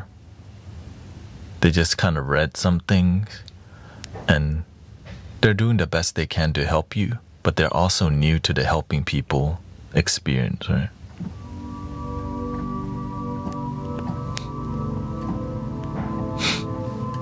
They're trying, but their effort feels like it makes you feel like there's something wrong with you. That's why I never approach people that like there's something wrong with them. I just know they're made in a divine image already. They are who they are, right? And if there's something wrong, it's more about how can you find more joy? It's about love. When you make people feel like there's something wrong with them, it's not really a good way to help them at all. But some people don't know that because they don't do this every day. Or they're not trained, or you want to just accept them where they're at. Not try to change. Because whenever they feel you're actually there to help them, they're going to tell you everything. Everything. But some people don't have the patience. They want to, if you just do this, and this, your life will change. Like a spiritual wellness on the IG, right? Do these things every morning and your life will change. Like, another one. We got 1 billion ones of those. Now we got AI making them.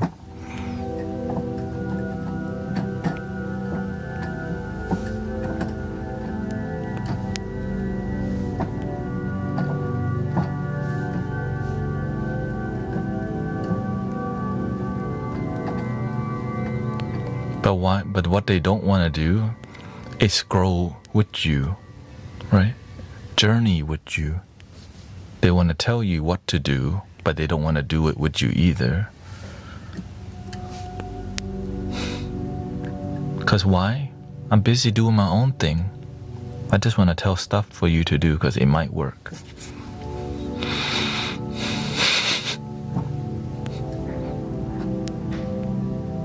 Which is a good thing, right? They care, but sometimes they do it in a way that makes you feel, damn, am I really effed up?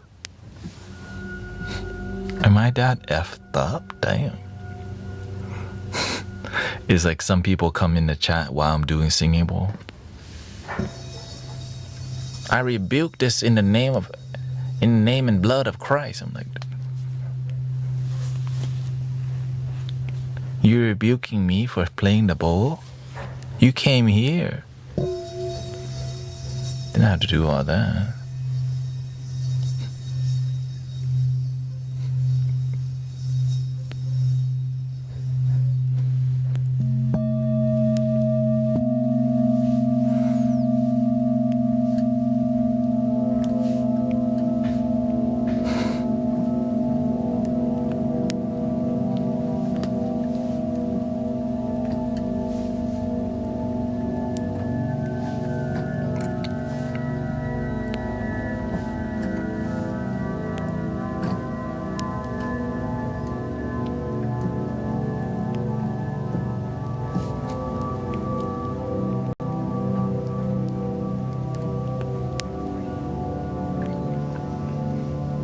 No, because when we're in deep meditation, when I'm in a deep thing with you, I'm dialed in.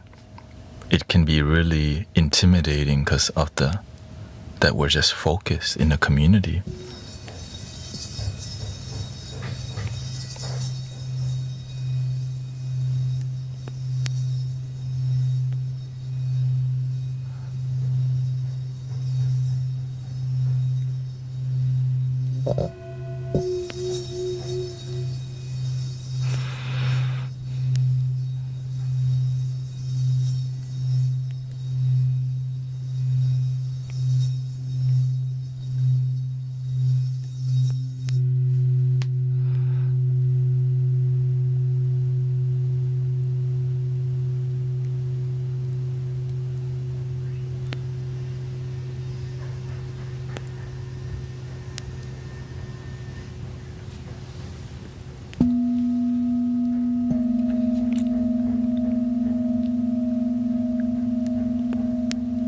That's why we have these tools to remind people to just enjoy the moment.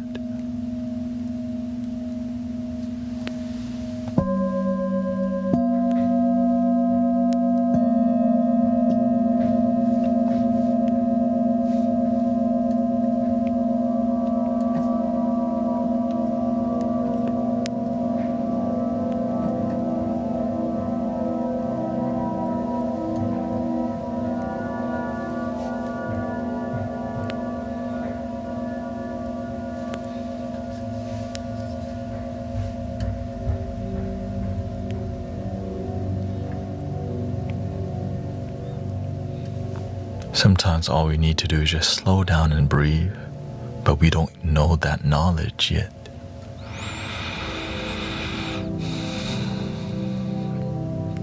Sometimes you gotta breathe for about 5 to 10 minutes. We don't know that knowledge yet, so we're a ball of chaos, possibly for years until we learn how to ground the chaos within.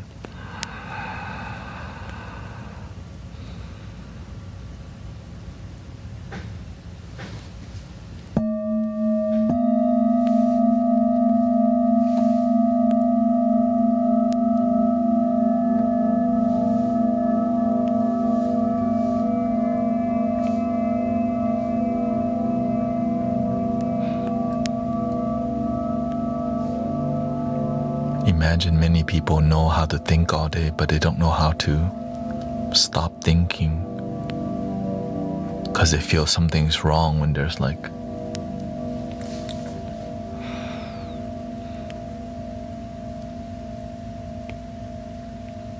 and so it's awkward. Why? What happens? We scroll to another game, another app, we text somebody, we do a selfie. And so when we're here together, we get to just slow down the pace of the dopamine. And that's really awkward for some people.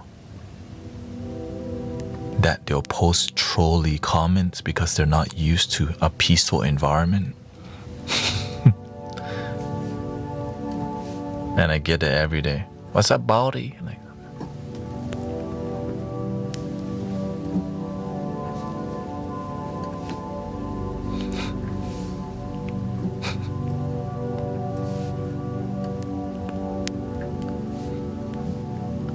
Some people would be like, man, Ankh is dialed in right now.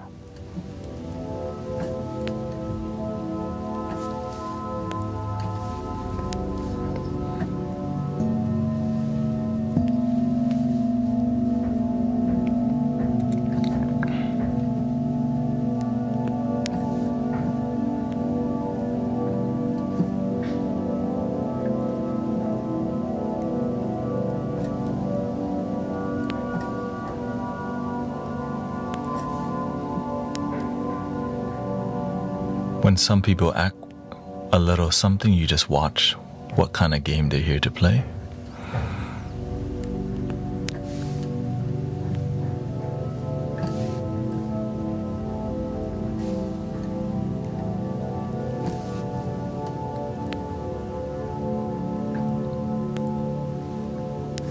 Just breathe and observe what's happening in the moment.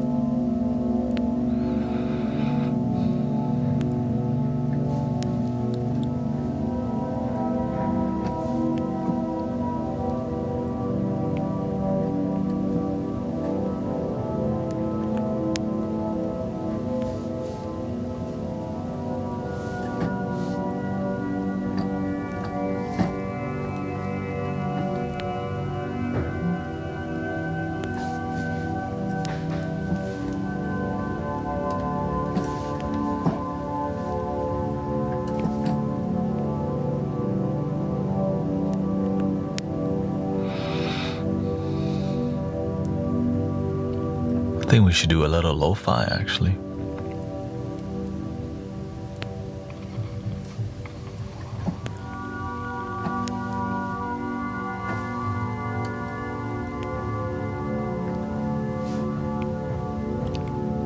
Christmas lo-fi.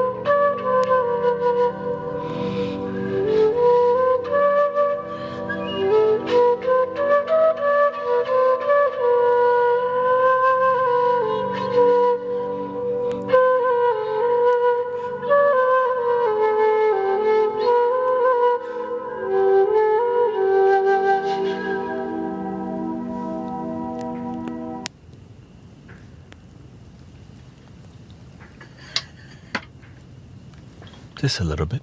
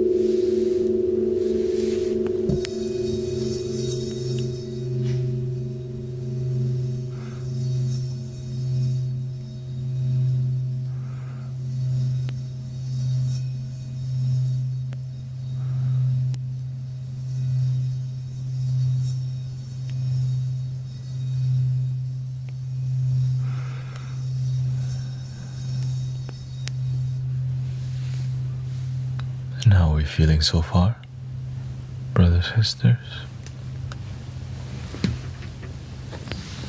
Thank you for your blessings.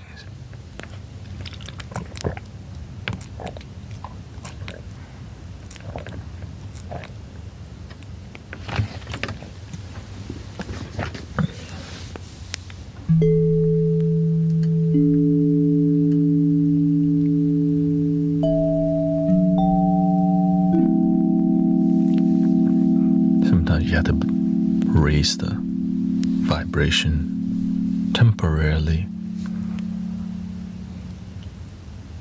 It kind of forces people to meditate.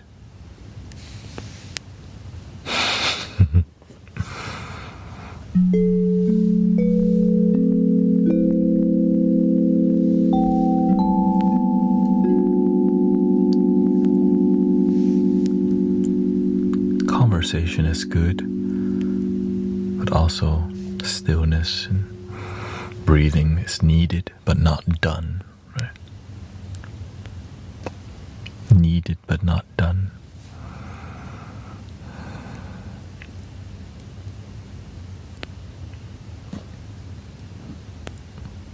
There's going to be a lot of people out of school soon, a lot more noise online, and the peace is going to be needed even more, right? The amount of stress people have, it's like stress, and yeah,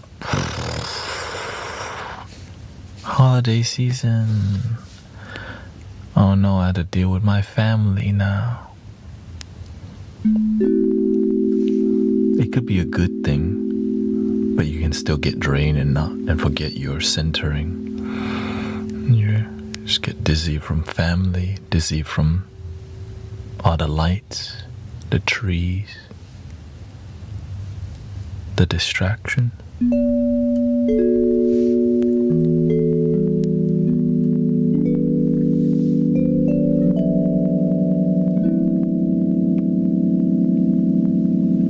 Yeah, needed but not done, right?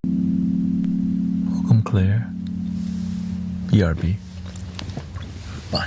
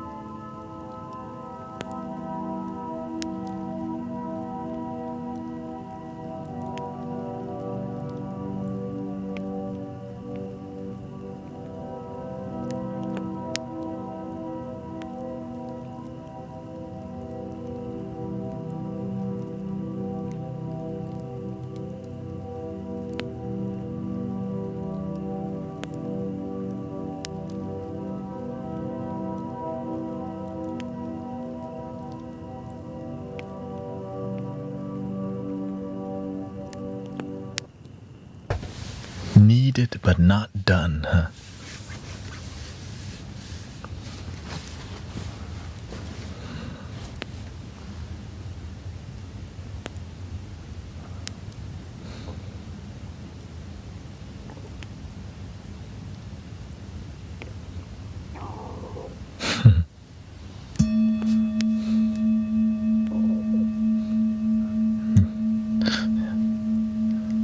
I'm at my peak in the moment.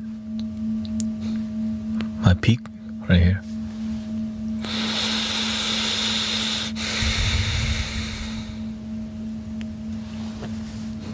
My mountain Everest.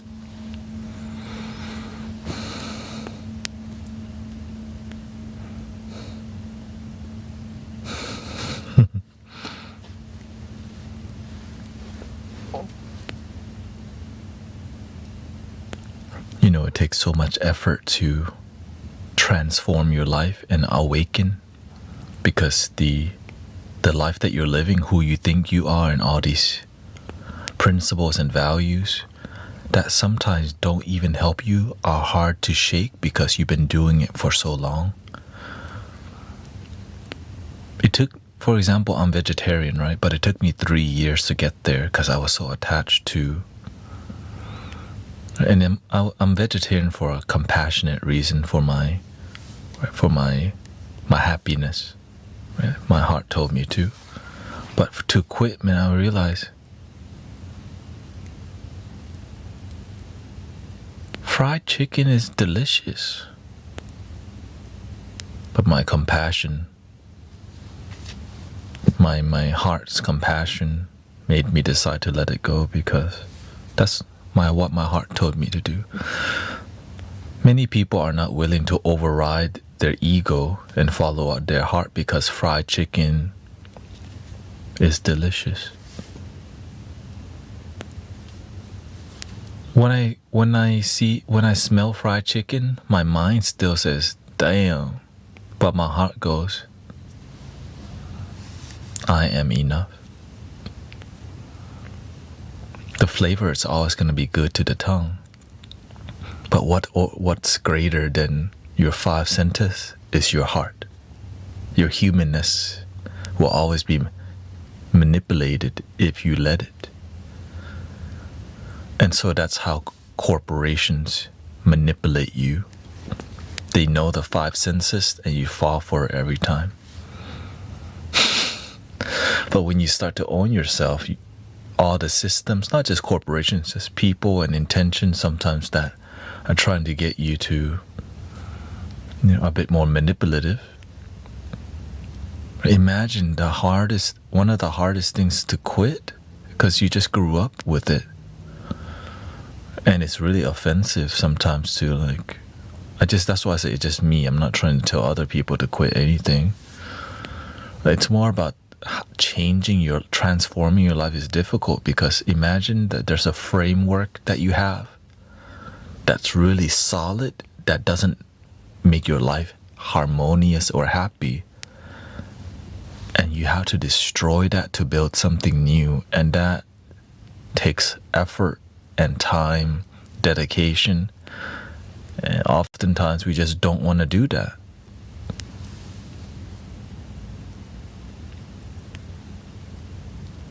And so we just change how we look only. We just change the outside, but the inside's still the same.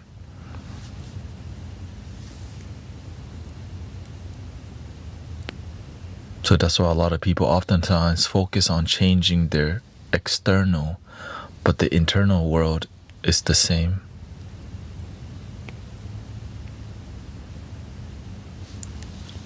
But the eyes cannot hide from anything. You just look at the eyes.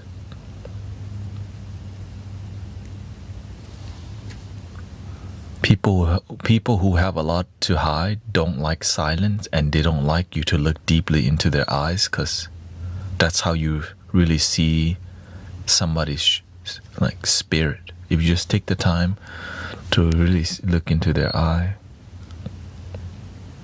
they show you everything. Some people don't let you, and what they do, There's different ways that the ego does to hide itself. Move around a lot, be really noisy, be really, or just strongly control your eyes. And so the people who do a lot of hiding has a lot more stress to do because it's tiring to hide, to not be yourself.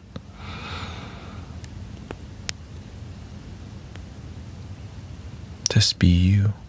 Be weird if you need to be. If you're weird, just be you. Be yourself.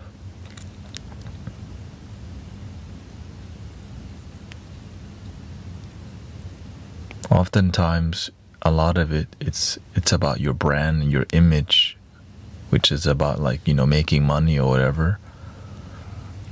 And so you kind of lose yourself to your brand sometimes. If if your brand and what you represent isn't truly you, it's so tiring.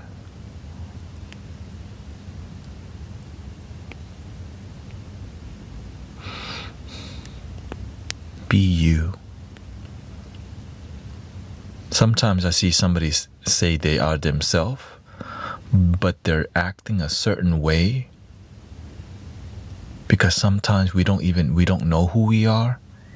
So we act who we think we should be rather than sometimes you just want to sit there and just be. But you build your life around.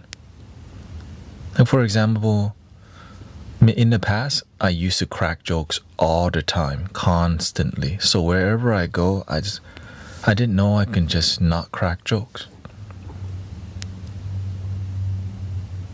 I mean, I still crack jokes, just not like constantly. Like that's still me. But back then, I used cracking the joke to get attention because I didn't know how to love my damn self. So I used that skill for validation.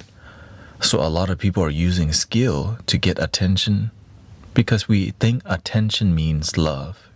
Being noticed is love. But if the source of our validation is not inner validation, which is self-validation, we're always going to be thirsty for somebody to notice. Notice me. Notice me.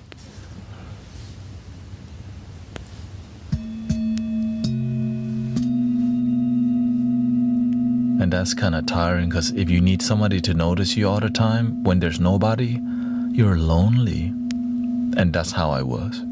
When there was no one around, you kind of feel lonely and disconnected because I didn't know I could notice me and love me and be with me. Tanet is my first name. It's a very common Thai name, actually.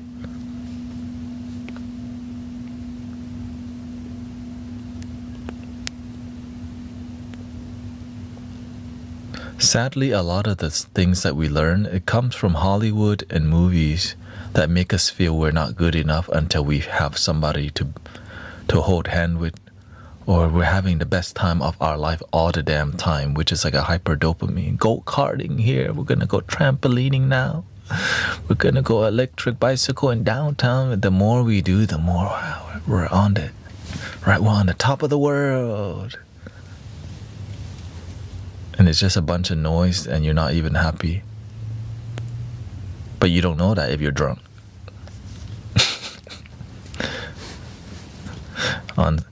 Popping mollies, going to the rave, yeah. You don't even know how you feel if you're not even sober. So a lot of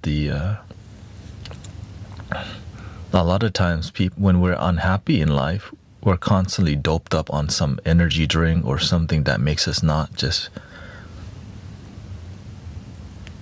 Because we don't know how to just enjoy the moment.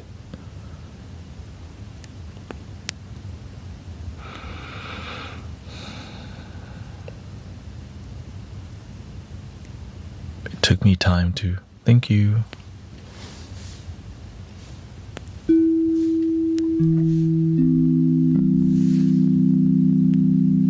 When I learned to enjoy the moment, I was like... I started distancing myself from people who I just wanted to be myself because I was like, okay, this feels great. What's more here? There's more here. Right? When I learned to just be with myself and feel content with being alone. Before I was like scared to go eat at a restaurant alone or something because I don't want to be seen as a loser or a loner. But as I learned how to love myself and not need people,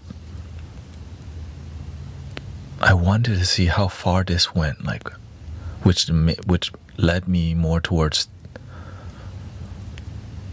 the spiritual path, which is the depth of self-connection and self-love. Like it gets deeper and deeper, that your cup starts to overflow and you just start feeling more complete with who you are. Why that deep voice? I mean, why not? Why that question?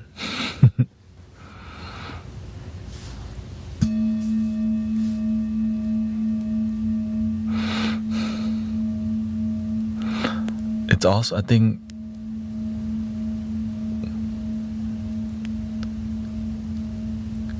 whenever you're proud of being yourself, you let yourself be without judgment. Right.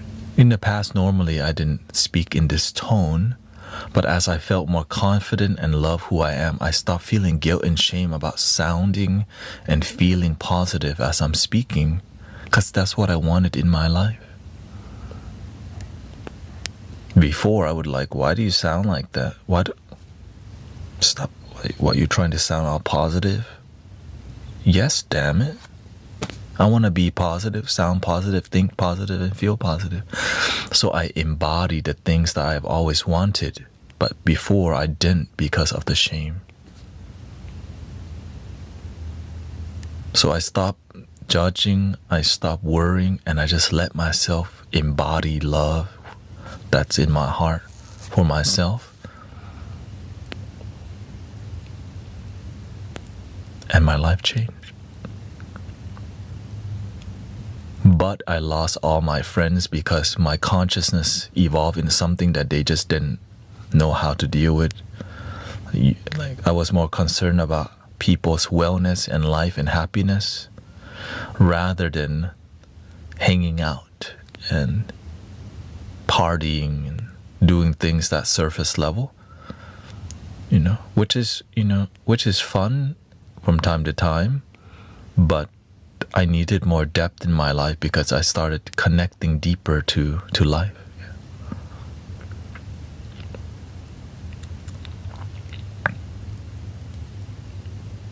So as you mature in life or you seek something deeper, rather than surface level, you lose a lot of friends. And sometimes you keep people around that are not on your, that are not on the same like channel as you. They don't have to be, but they do slow you down if you keep a lot of people around who ain't about that life. So if you want to journey quickly, if you want to grow, you have to let go of the people who are immature, which oftentimes is a ton of your homies and the friends next to you. And that's what happened to me. You can definitely maintain friendship and relationship, but in my case, I had such a, I would say, radical experience that it was hard for me to just hang out and talk about girls and all these, I just couldn't. I wanted to be about positivity and love and healing and heal trauma, and people ain't about healing oftentimes. Yeah.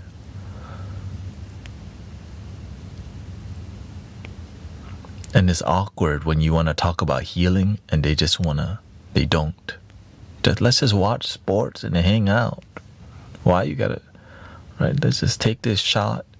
Why you gotta be all positivity and love your damn self and follow your bliss all the time?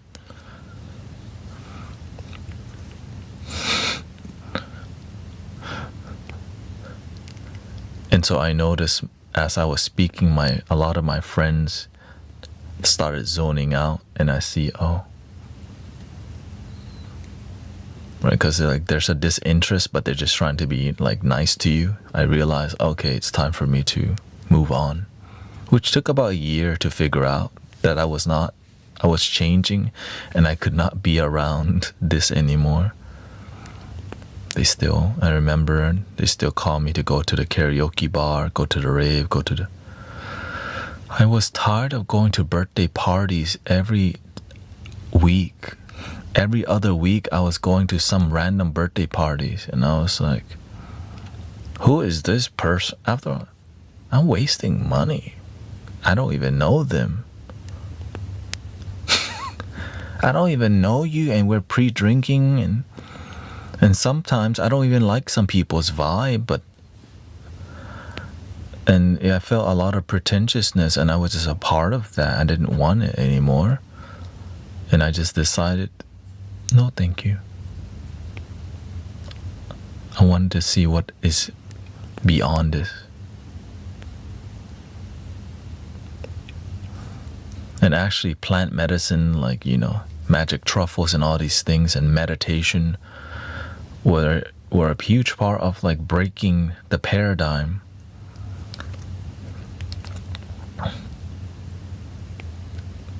Because it's so ingrained in you, in the culture, how you are, who you are as a person, to let that go, like of your ego and your identity, and to just create something from a fresh you.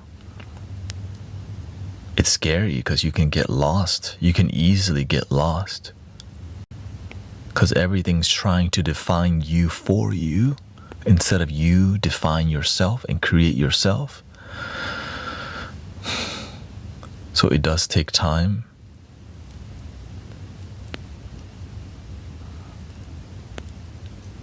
And Ray says, sometimes being yourself comes with a cost. It's a fair trade to evolve. For sure. When I became more positive, even my own mother, like, you're all about love now, right? Because she didn't understand. Like, that's a good thing that you're about love now, but she just didn't understand. Right? My coworkers, they kind of like, Tanet's a hippie now. Right? So it's more about labels rather than the work behind.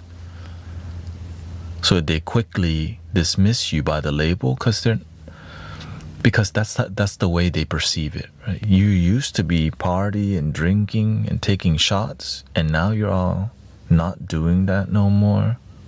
Positivity and optimistic, happy, peaceful, sleep better, think better, eat better, everything better.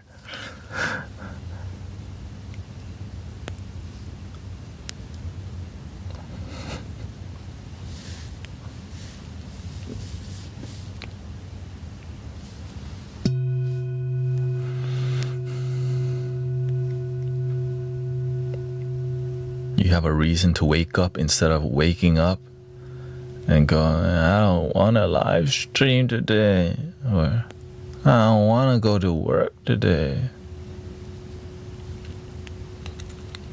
Even when I'm tired, I wake up to live stream. You know why? Because I love my life. I love what I do. Some days it's going to be more. Some days you use more energy. Imagine waking up and go, I don't want to go serve tables at Cheesecake Factory today, but I have to. I did that for 2 years. But before that, I was a server for about 7 years at a Thai restaurants.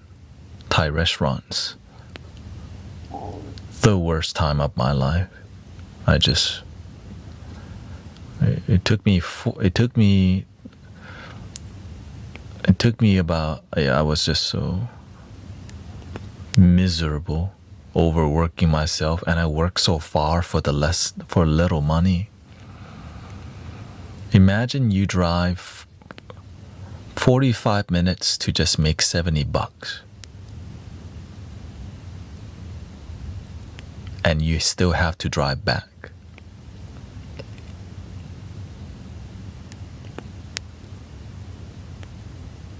Every day. 6 days a week. Sometimes 7 days. And I was just so miserable. So I learned to reduce 45 minutes to 30 minutes by speeding to work every single day. Which is... so I just race people on the way to work. You know, because I was into racing and car stuff. So I would just floor it to work so that I got there on time as part of my discipline in life. I would drive 80 to 90 to 100. Sometimes I see somebody willing to race. We would downshift until you get a ticket. Yeah, but I didn't because I was a perfectionist. When I was driving quickly. Just being honest. I know since when you drive on a road consistently, you know where the radar spots are. You know how to look. On the uphill, you slow down. On the downhill, you can see, is there anybody? If not, you floor it. Uphill, you slow down. Because that's when they radar you on the downhill. So I still had mindfulness when it comes to driving fast, and that was my spiritual discipline. But I was always under stress and probably heart rate, like my blood pressure. Because why? When I'm driving, I'm like... Because my life had nothing else interesting but redlining.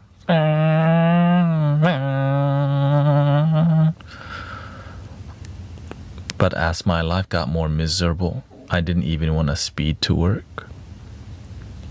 I just kind of, all right, I'll just go speed limit. And then as I got more miserable, I found bad friends to hang out with after work. So I'd go do substance and don't even sleep. I would sleep between lunchtime and dinner time because I worked double shift for $70. Yeah. So basically, I would get $45 for lunch and $45 for... No, it was $40 for lunch, and because the restaurant wasn't busy. And I was just kind of... Yeah. And the thing is I wasn't even there for the money. I was there because I was lost in my life, and I was a college dropout. Didn't know what to do. I just went to find some job, and that was the job.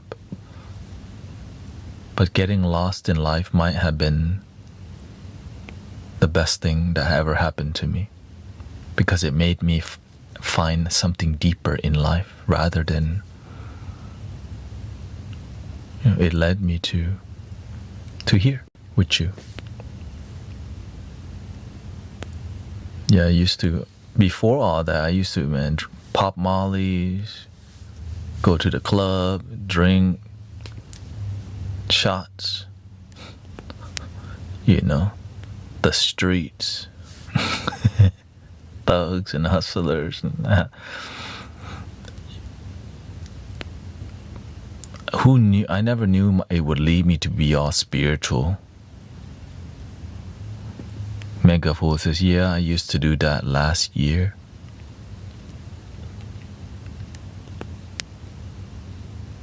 Stop lying. That was this year, bro. We already know.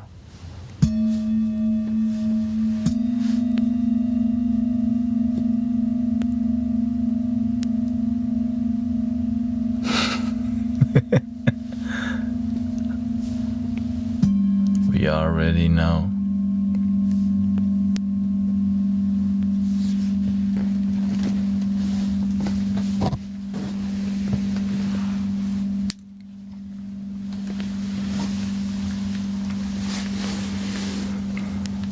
And so people from my party life sometimes still come here and see.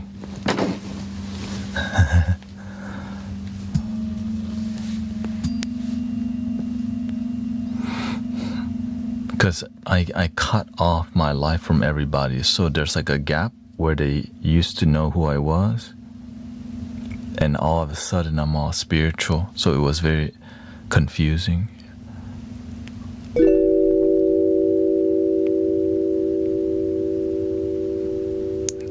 But that's your personality, right? You just have to know who you are and how you are, and the consequences.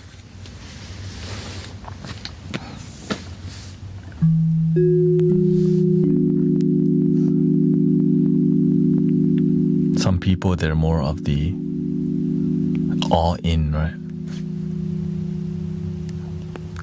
I started realizing you have to know who you are. For me, I need devotion. I need commitment for my life to work out because I get distracted easily. I think most of us kind of get distracted easily. Because why? There's a lot to do. Fun games, tons of social media. And some of us are more disciplined to not doing those things. Maybe you are always spiritual, you just didn't tap it. Oh, for sure. I mean, I think we're all spiritual at some point, and I've just been blessed because I learned meditation at a young age. I was raised around a temple for a long time. And part of the Thai culture, you go on vacations to temples. You would go to like a countryside with waterfall, and then you would go to a temple because it's free. Yeah.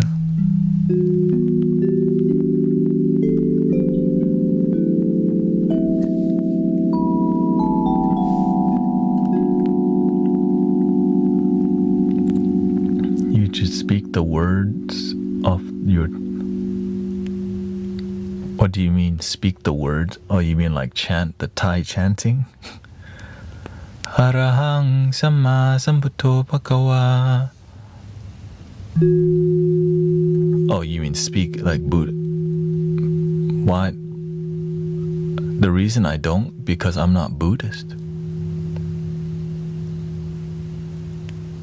I come from beginnings like that. I just want to be useful. Speaking words to fit in sometimes, it's like, oh, okay, he's in. I learned to not try to fit in. I just want to be useful and transformative. Yeah. That's why I don't identify, because a lot of people are Buddhist, but they're not transformational, or many people are religious, but they're not doing good work to create transformation, but they resonate, but they're a certain path. They just believe it, but there's no results. Believing, great. Believe what you want. Well, to me, I needed results. That's why I'm the way I am.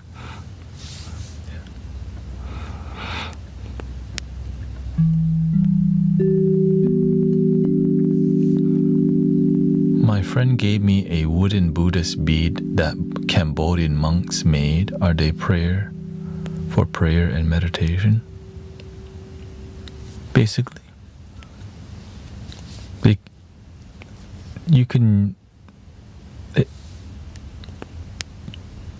You just build your own relationship with the tool. Right, I got one over here. It's like a rosary. You can count your breath with each bead.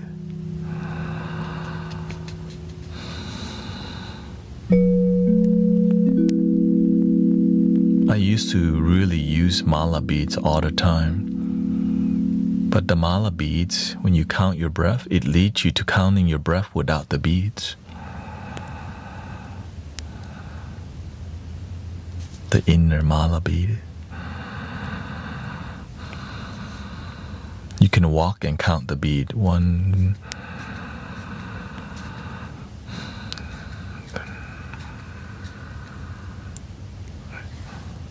So there's many ways. So I call it, the mala bead's like an ancient fidget spinner or fidget tool. So, but instead of fidgeting, you're actually intentionally fidgeting by counting.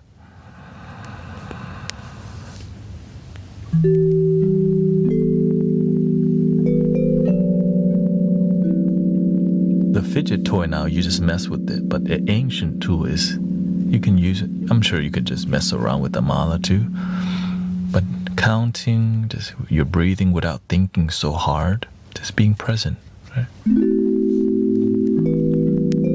Mindfulness.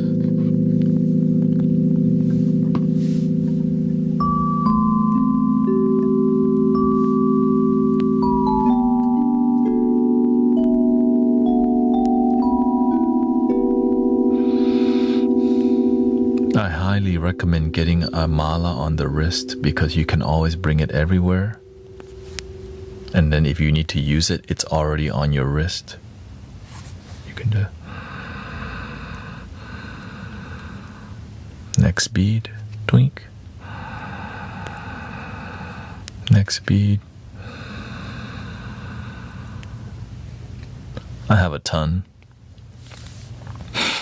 I just don't use it because don't need to.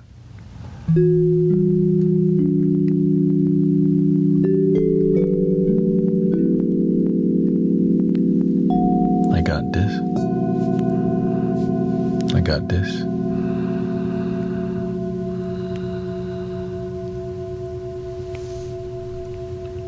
The mala is whatever I just shared with you.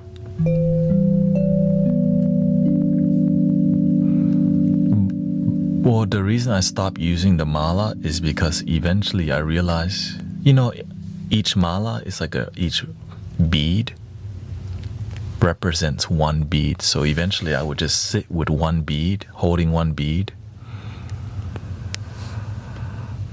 and just breathing with the one bead. That's when I like, it's time for me to let go of the tool. So all you need is just you. That's why I don't even use a cushion as much. Why? Because if you need something to practice, if it's not around, you won't. But if your discipline is something you always have, you'll always be practicing.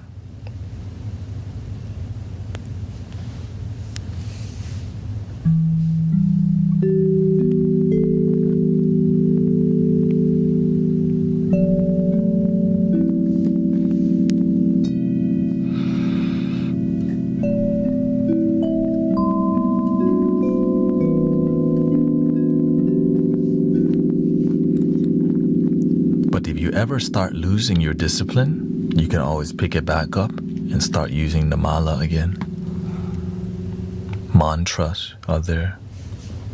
You gotta check your ego and check your discipline, or else you could fall off quietly. Because there's just a ton of distractions.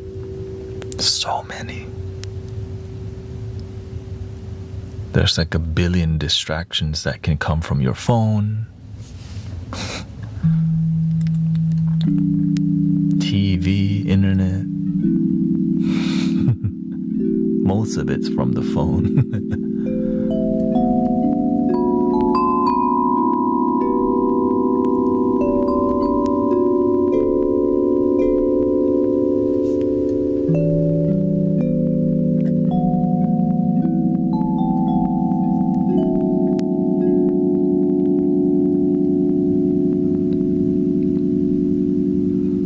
To the temple in Massachusetts. It's on a private property in the woods. Yeah. Many beautiful place.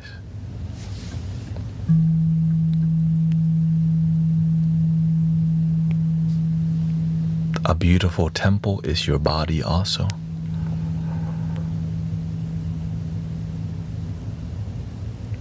But do you treat your body, your consciousness, your vessel like a beautiful temple?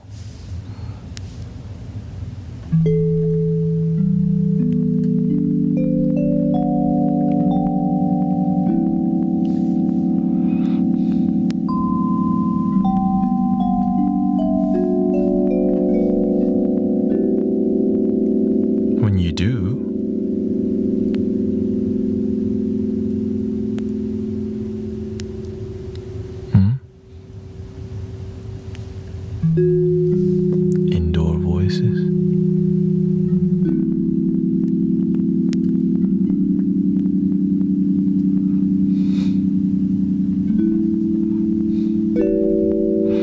When you do, you can sense it when somebody treats their life, their experience, like because there's something called the aura.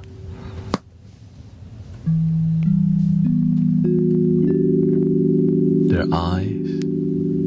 สวัสดีครับ คุณเจี๊ยบ Welcome.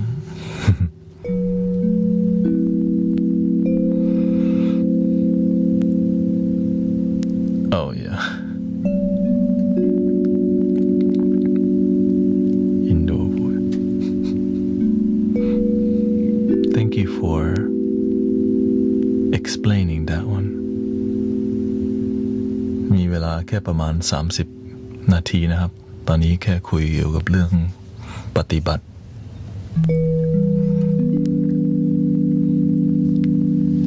ว่าร่างกายเราเหมือนเป็นวัดเป็นเจดีย์ต้องปฏิบัติ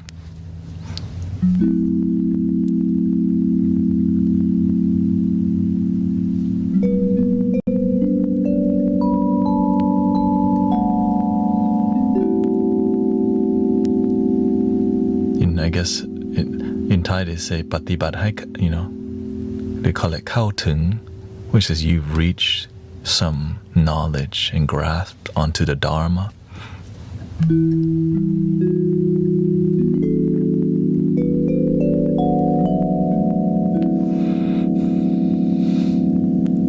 But sometimes it's all philosophy still, and so results and transformation is what that is what my teacher, my master, always practicality, less performative.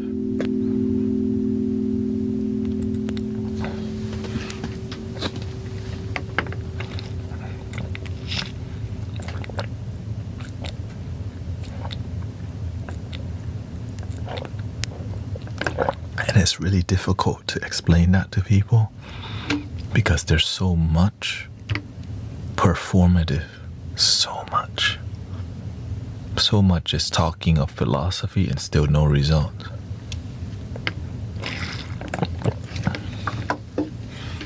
Even when the master do the Dharma talk, he talks in a way that's practical.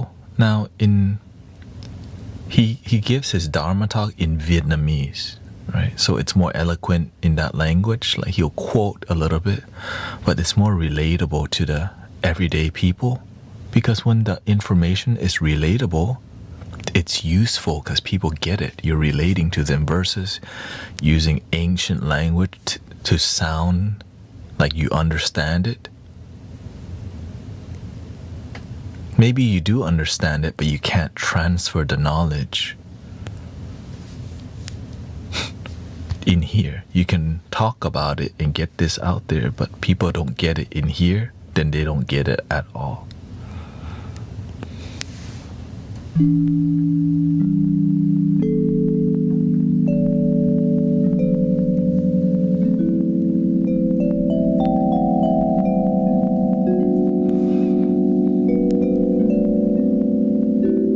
Thank you.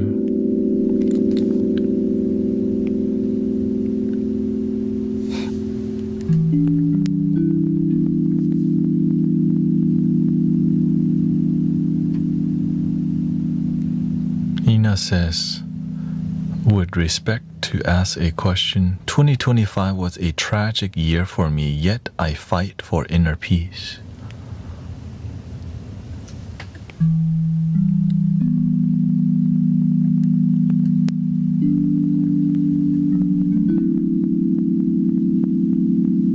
Why?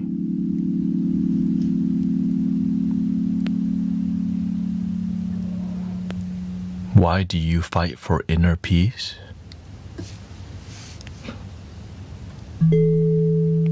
Even though your life was more tragic this year?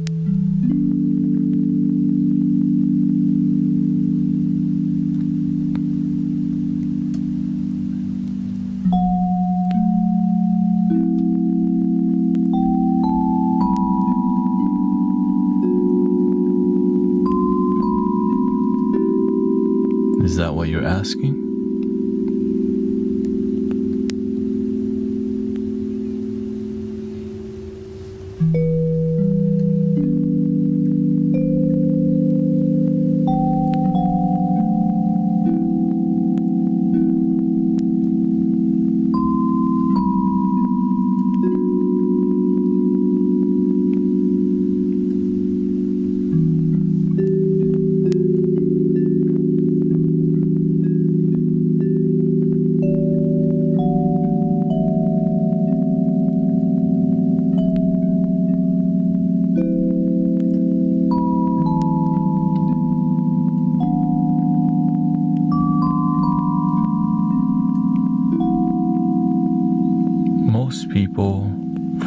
Most focus on holding on, and I want to let go. It's hard.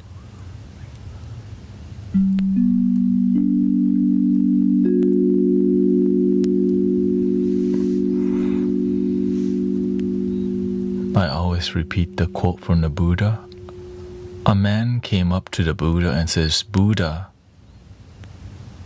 I want happiness." And the Buddha responded, "Get rid of the ego, the I. Get rid of the desire, the want. And what's left?"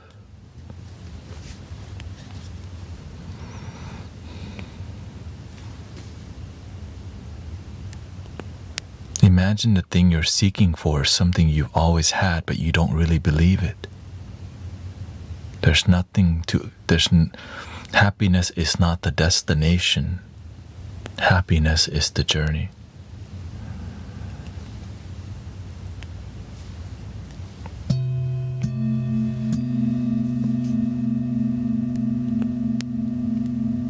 We want to let go, but in the moment, there's nothing to hold on to.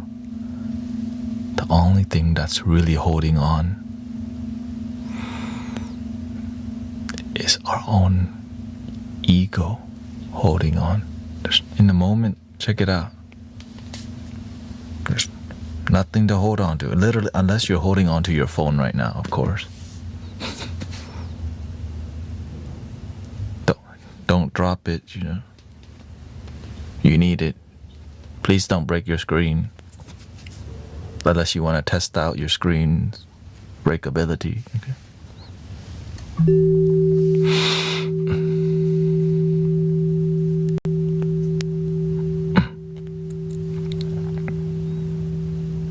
Still stuck on the destination. Breathe about this daily. It's really difficult because since you were born, they ask you, what do you want to be when you grow up? What job are you going to choose when you get out of high school or middle school? Everything focused on the future. But what kids, you know what they love the most? Recess. They love playing, they love art. Because it's all in the moment. Right, but the teachers are trying to get them to focus on the future because that's what's being passed down knowledge. But their best time, recess, yes, they get to just be. But of course, the human experience needs you, yes, to get a job and all that.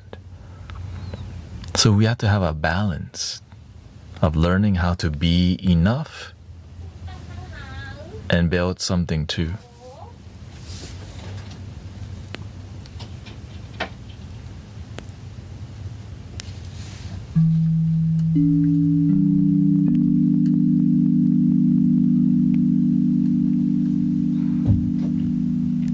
We have to, because many people were seeking happiness, but we don't know that happiness is something we already have.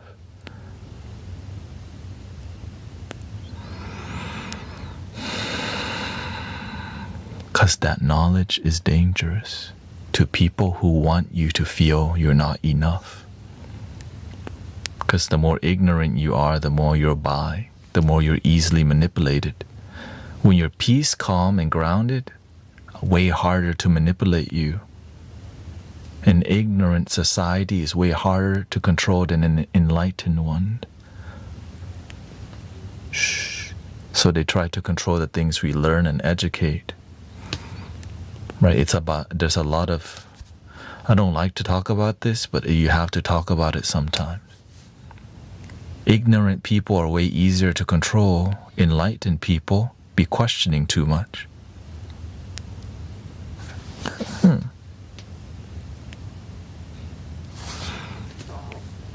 And so through grade school, you're just told what to do, no question asked. Just do it.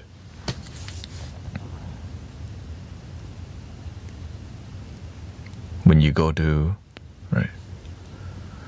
So a lot of what we're doing, because we want to teach the future generations how to think, how to be, and all these things. But sometimes the things we're teaching doesn't even lead to genuine happiness. It's just been taught, passed down, because that's what people did before us. And now we do that too. Are we actually happy? That's a really scary question to ask. Are we actually happy doing this, by the way?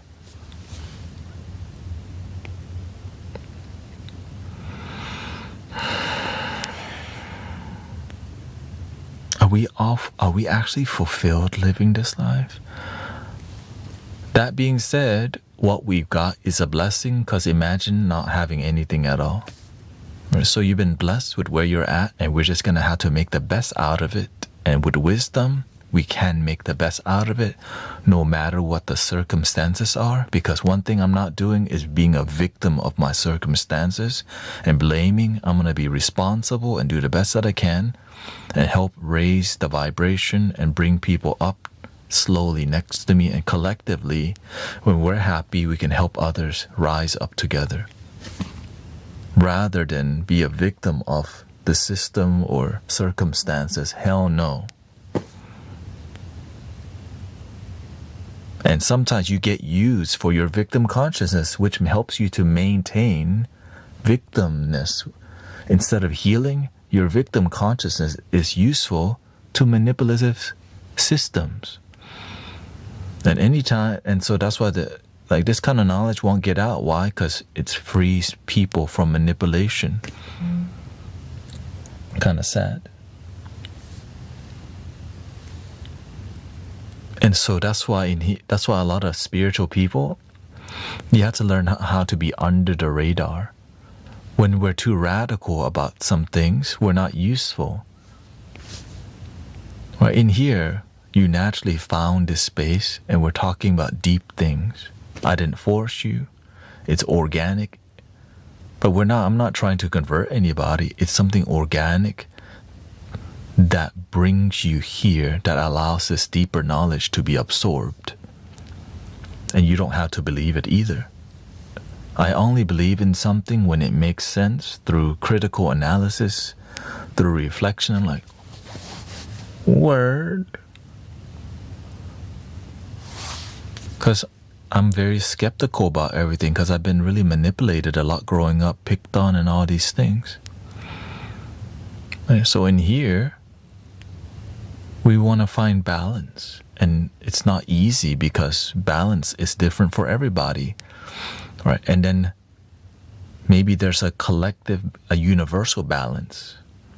Well, everyone's perception of universal balance is different. But if you get close to a genuine universal balance, right, then it will slowly grow. Thank you, Transcend. And that's what the mystic village has become. It just slowly grows.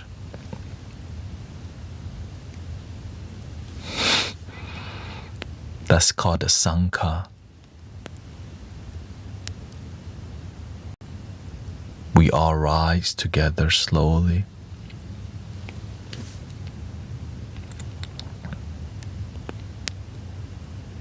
Not easy. Even some of my closest friends, they just don't have the same philosophy with what I'm, right? In here is different, right? We're more on the same page. But some of my closest friends, they have spiritual views with no results. I'm like, and they know it, but the ego doesn't like to hear that. You have all these views and perception, but your results is like weak. But they know I have great result, but the ego doesn't like it to hear that the way you're living your life doesn't have great result. This person does, but you also don't want to listen to them because of your ego. But I still love you anyways. Sometimes that's just how it is. It's hard to teach some people because ego. You know so much about spirituality and leadership, but why don't you lead?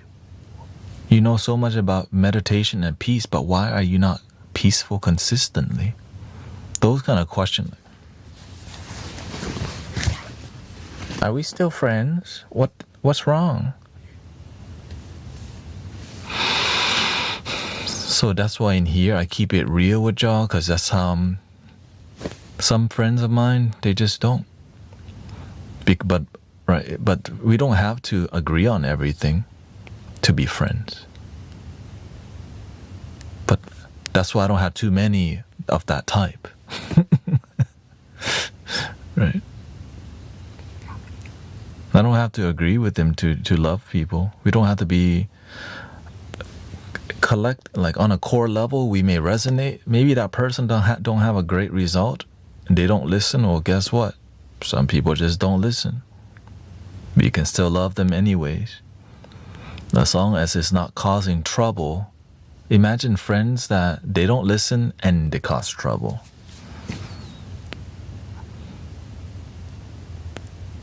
Goodbye. If your friends might not listen, but as long as they don't cause trouble, okay, good. It's harmonious because you're not listening, but you're not demanding anything from me either. But some people, they don't listen, they complain, and then they don't, right? And they don't practice anything, and then they come to dump energy on you. Hell no. And then when you say, good, I don't want to hang out today, they get mad because you don't want to hang out. Well, their vibes. You gotta let some friends go because they're draining. Gotta have boundaries with people, brothers, sisters.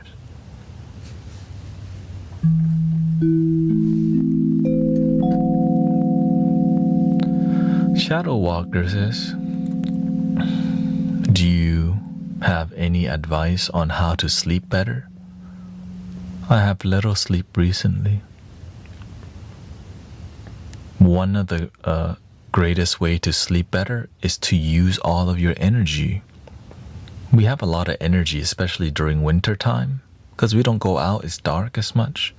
So like going for a walk, exercising, using the energy you have, gets you to be tired at the end of the day.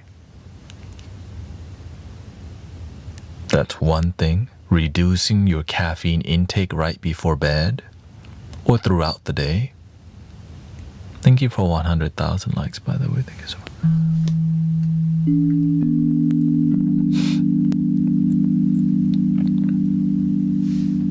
Not eating late right before bed, because then the sugar spikes you, keeps you up. Not eating sugar late at night, not snacking. There's a lot of techniques on how to improve your sleep. Being more consistent with your bedtime. Being more disciplined with your sleep discipline. If you're having bad sleep, then you got to work on it. Right? If you're having bad sleep, then you might not want to use your phone in your bedroom. You want to use the phone outside. When you're in there, don't get on it, so that you can not be distracted. So when you're in bed, you have to have some techniques on how to get yourself to relax better, like how to lay down, like where to put all your hands and feet. Are you going to sleep on your back or on the side? Right? How's the ambience, even your sleep hygiene, right? Cleaning your room. You got to do it all to find result. No, thank you. Let's not, right? That's a lot of effort. Let me just play Call of Duty all night.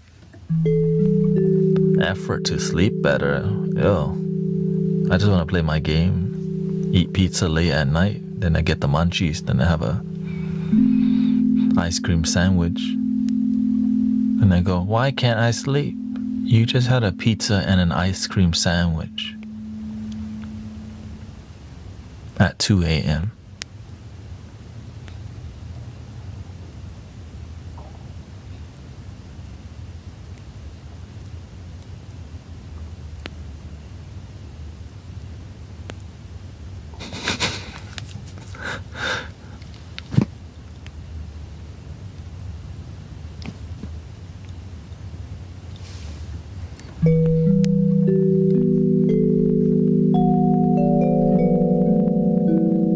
Smoking also, the herbs, right, can affect your sleeping experience because it can trigger a munchie.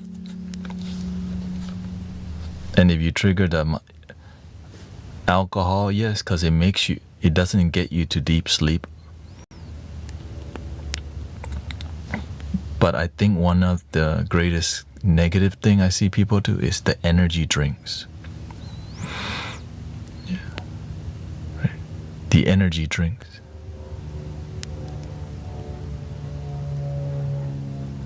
Drinking can contribute to bad sleep if you do it right before sleep. Why? Because then it makes your blood thin, and then your brain,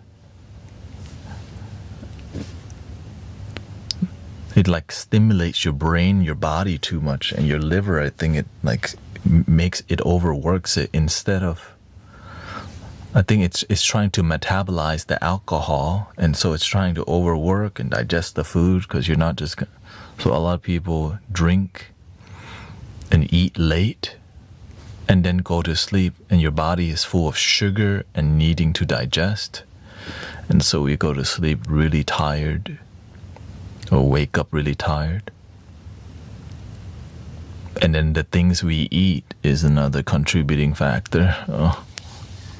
But the Monster energy drink, the nootropics in there, makes you jittery. Like the caffeine may wear out, but the guaranine, the taurine, and other ginseng, all this stuff, makes you wired even though the caffeine's run out of strength.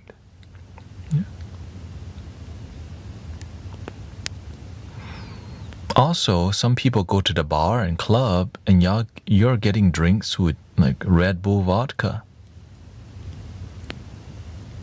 That's what I used to drink. That was effing me up so much. It's like, all right, thin your blood and now pump the blood even more.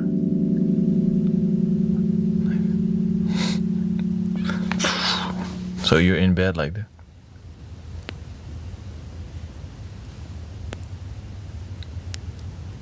You look at the clock, it's 3 a.m. Your ears ringing because you just came from the club. You also went out to eat after the club, get some tacos or you go to Chinatown. Now you come home, you're like carved up, drunk, and then you got work or you gotta go.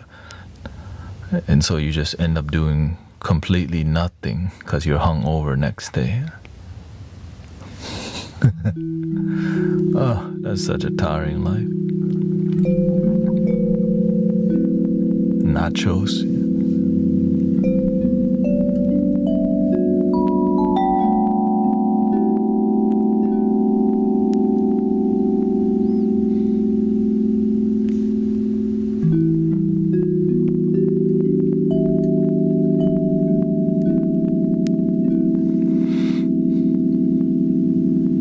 It's not bad if you can manage it, right? Drinking's not bad if you can manage it, if you have a healthy relationship. Smoking is not bad if you can manage and have a health, but most people don't know how to manage it, and then it takes over their life.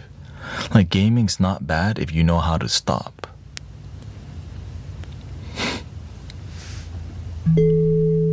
But it's designed to be addictive. Like, have you played Call of Duty before? it makes you want to play more because of how fast-paced it is. Or so for something like Fortnite, the colors, right? The building blocks, whatever, and the wind and all these things.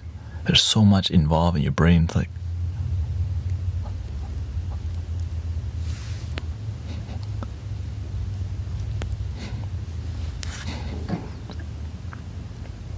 yeah, as long as you know how to manage it.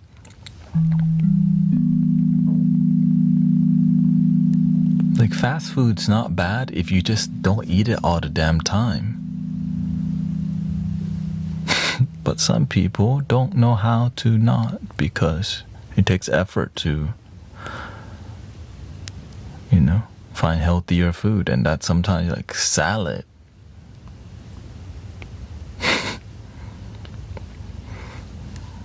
You might not pay for it now, but your life expectancy might have gone down by 20 years because you made bad decisions in your health. If you're okay with that, I'm okay with it. That's your life.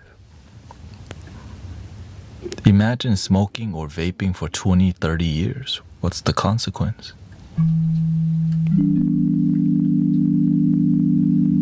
But it's hard to speak about this stuff because it's so negative, right?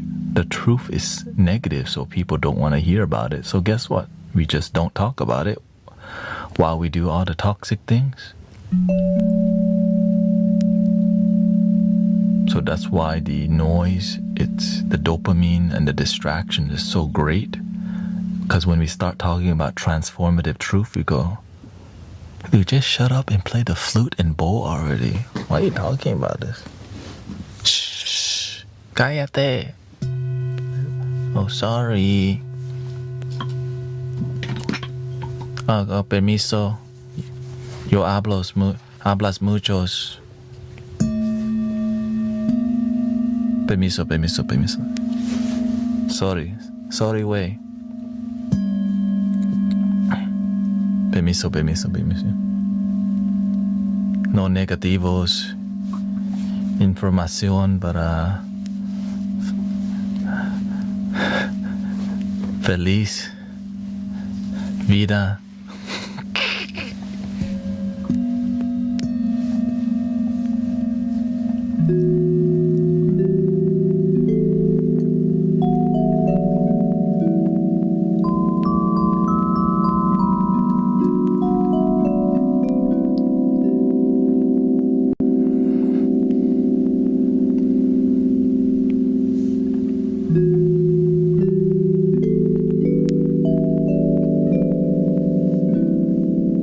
Yeah, back then I was permanently on a dollar menu diet. That hot and spicy chicken fed me for years. 2 hot and spicy chicken. $2. That's what I'm talking about. Nowadays, rest in peace, dollar menu. Thank you for your service. Now we have tacos at 7-Eleven.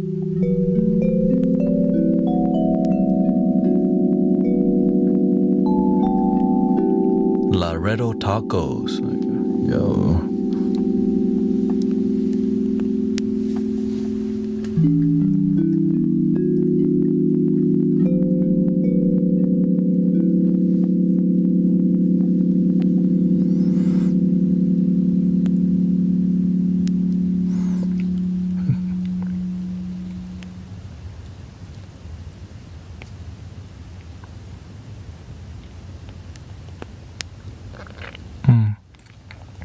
I have no choice but to work hard, long hours, multiple jobs, some of which are contractual. I'm paying student loan, credit card. While you're doing those things, you could be doing something to uplift your spirit. Some people think you can only do spiritual, positive things at home after they lit their Palo Santo. Then they got their tea next to them and it's 8 a.m. You could practice generating positive energy and staying grounded wherever you're at. I know it surprises people that you could be spiritual at work.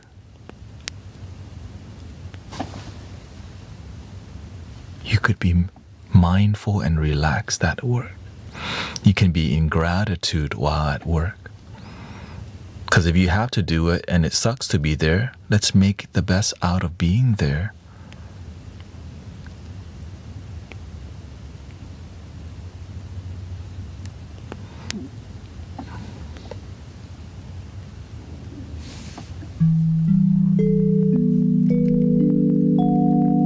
That's what I learned from working at the restaurant. I'm like, wait a minute, I can change my perception about being at work and actually like make time to practice breathing and relaxing and being present rather than stressed out.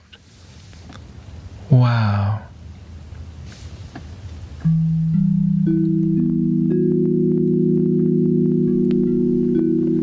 Yeah, some people think there's no way to be relaxed at work, and so that's what they get.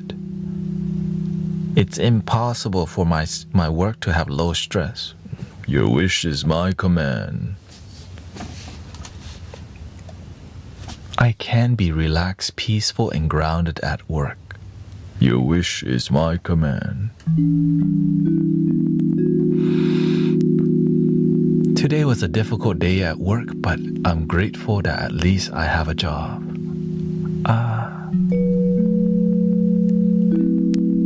Your attitude is gratitude. And then the universe goes, you deserve a better job. The door opened. Thank you so much for a better job.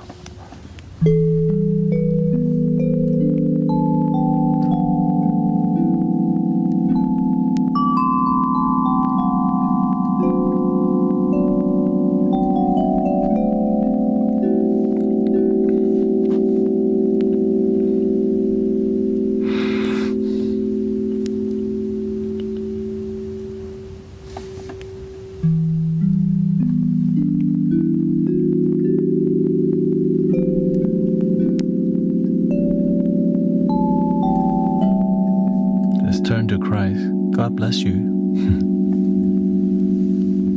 You mean turn within? Same thing, right? Turn to Christ, turn within.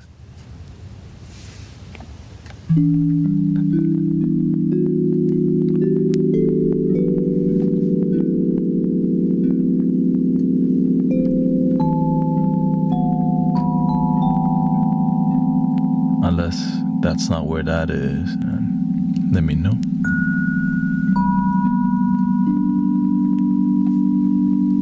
Hello.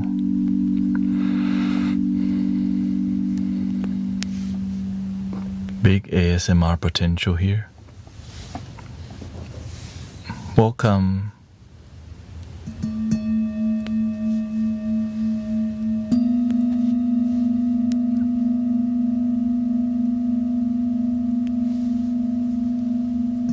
I hope everybody does well on their tests in college. Hello, welcome students of all types.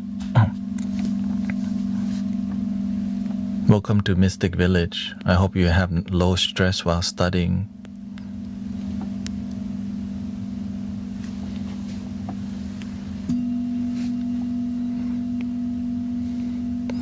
The only sad thing is you pass all your time on TikTok.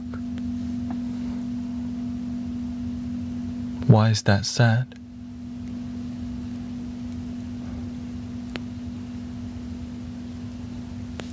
I'm not on TikTok. I'm in the moment while on TikTok.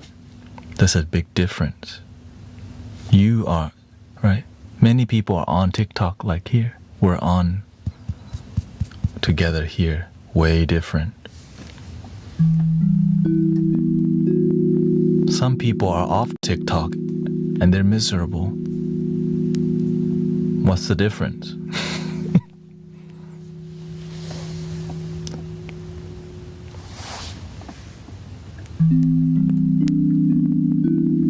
It's the misery, it's the problem, right?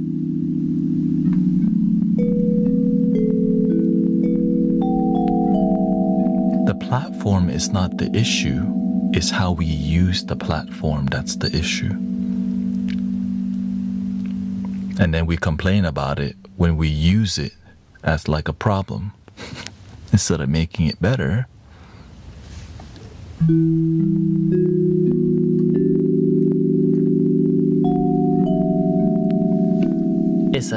What they say? It's a cesspool. I see you, but stay a lot of time here. You know why? This is where people are. I get to help people because imagine serving where there's no people. I could go to a yoga studio. Namaste, welcome. Thank you for coming to the sound healing today again. That's one way.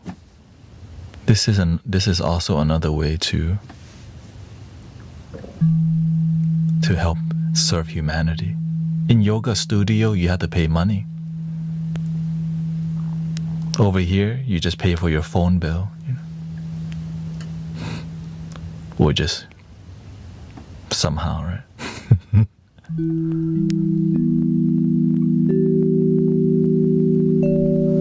I think about you in Rio Temple.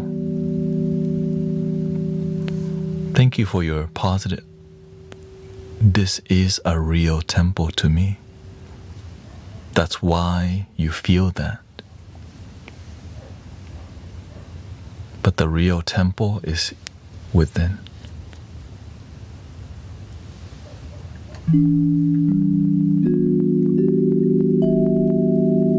I know many people don't see that miracles can happen online because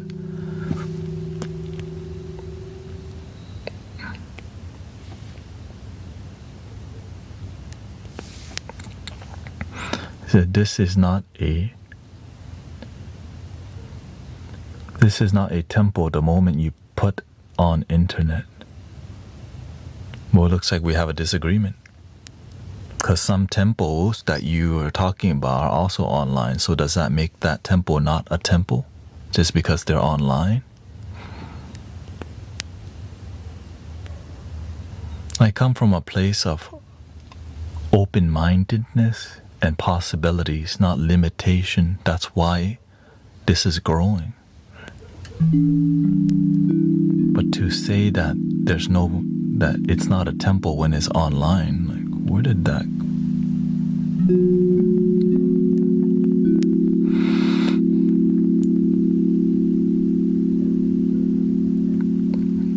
The Buddha says the temple is on us, no need. Yes. Well, the Sangha, the spiritual community, can be online. It's true. Yeah, the temple is within. But the community is more than, right? It's a collective consciousness.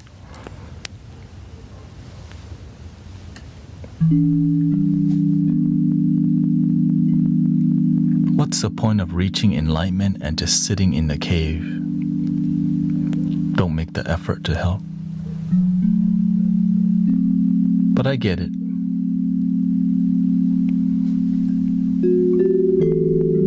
This is not what you see that this can be better. Of course it can be better.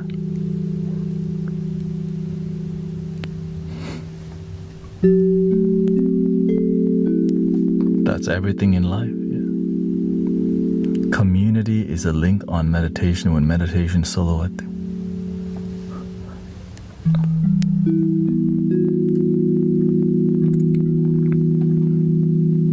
Yeah, I mean, that's an opinion that's coming from somebody who doesn't do it online.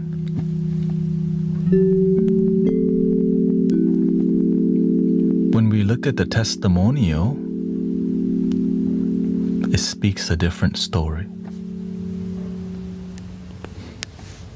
Right? Because it's easy to just make, because you do have opinions coming from your view and your philosophy, I get it. But when we look at the testimonial, you know what's crazy? The online has way more transformation than in person. Why? Because the temple has to close. But we could be on here longer time to mentor and guide.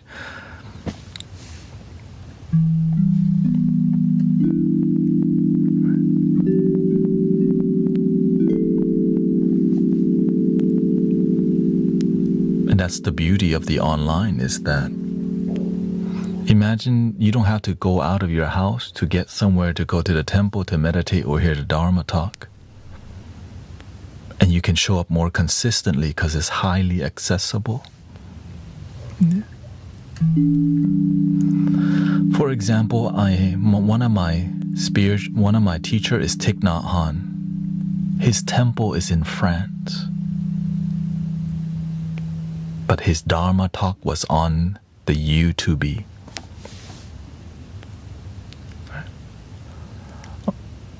Online every day and be a slave of the internet. But that's what you think is happening.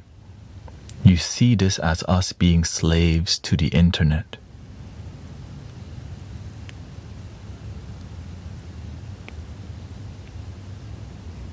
But that's not what's happening.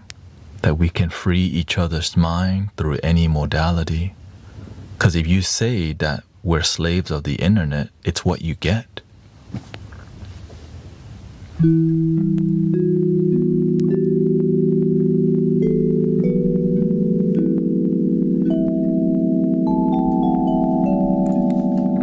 But imagine we can help free people's mind using the internet. Because I see it happening here every day. But when you don't practice that way, you don't see it. But it's easy to criticize because it's easy to criticize. But anyways,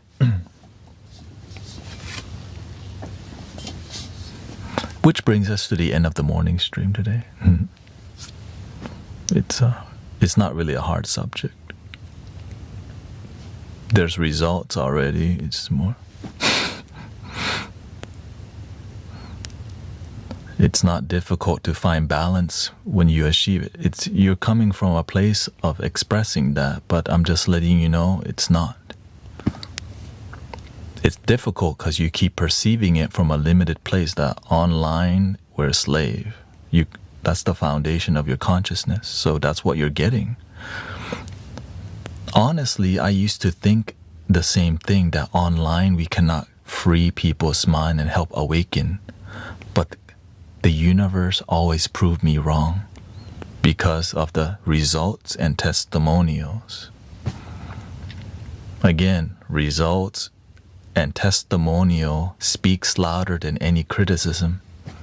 They can criticize you, judge them, right? That's why it says judge them by their fruit. When we look at the fruit, it's amazing fruit because the tree is amazing.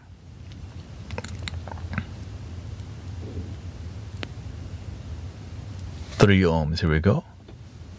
Breathing in.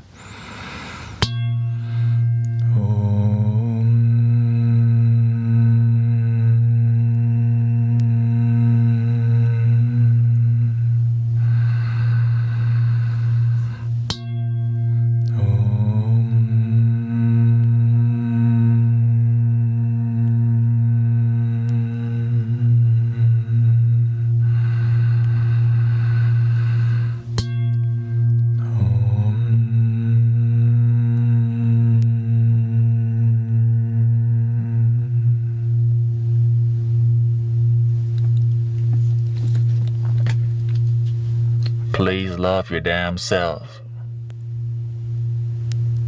But you don't have to. You should, don't you? I'll be back in about 4 hours. Thank you for your time. Thank you for passion. Sometimes you gotta stand on business. Sometimes you gotta stand up for authentic transformation. Because there's a lot that can happen. There's a lot of miracles happening, and some people don't know that because they just come here from time to time. But the people who come here every day, some people are healing from leukemia, cancer, tumors, just showing up. That's why I'm willing to have passion, because the result speaks for itself. And please love your damn self.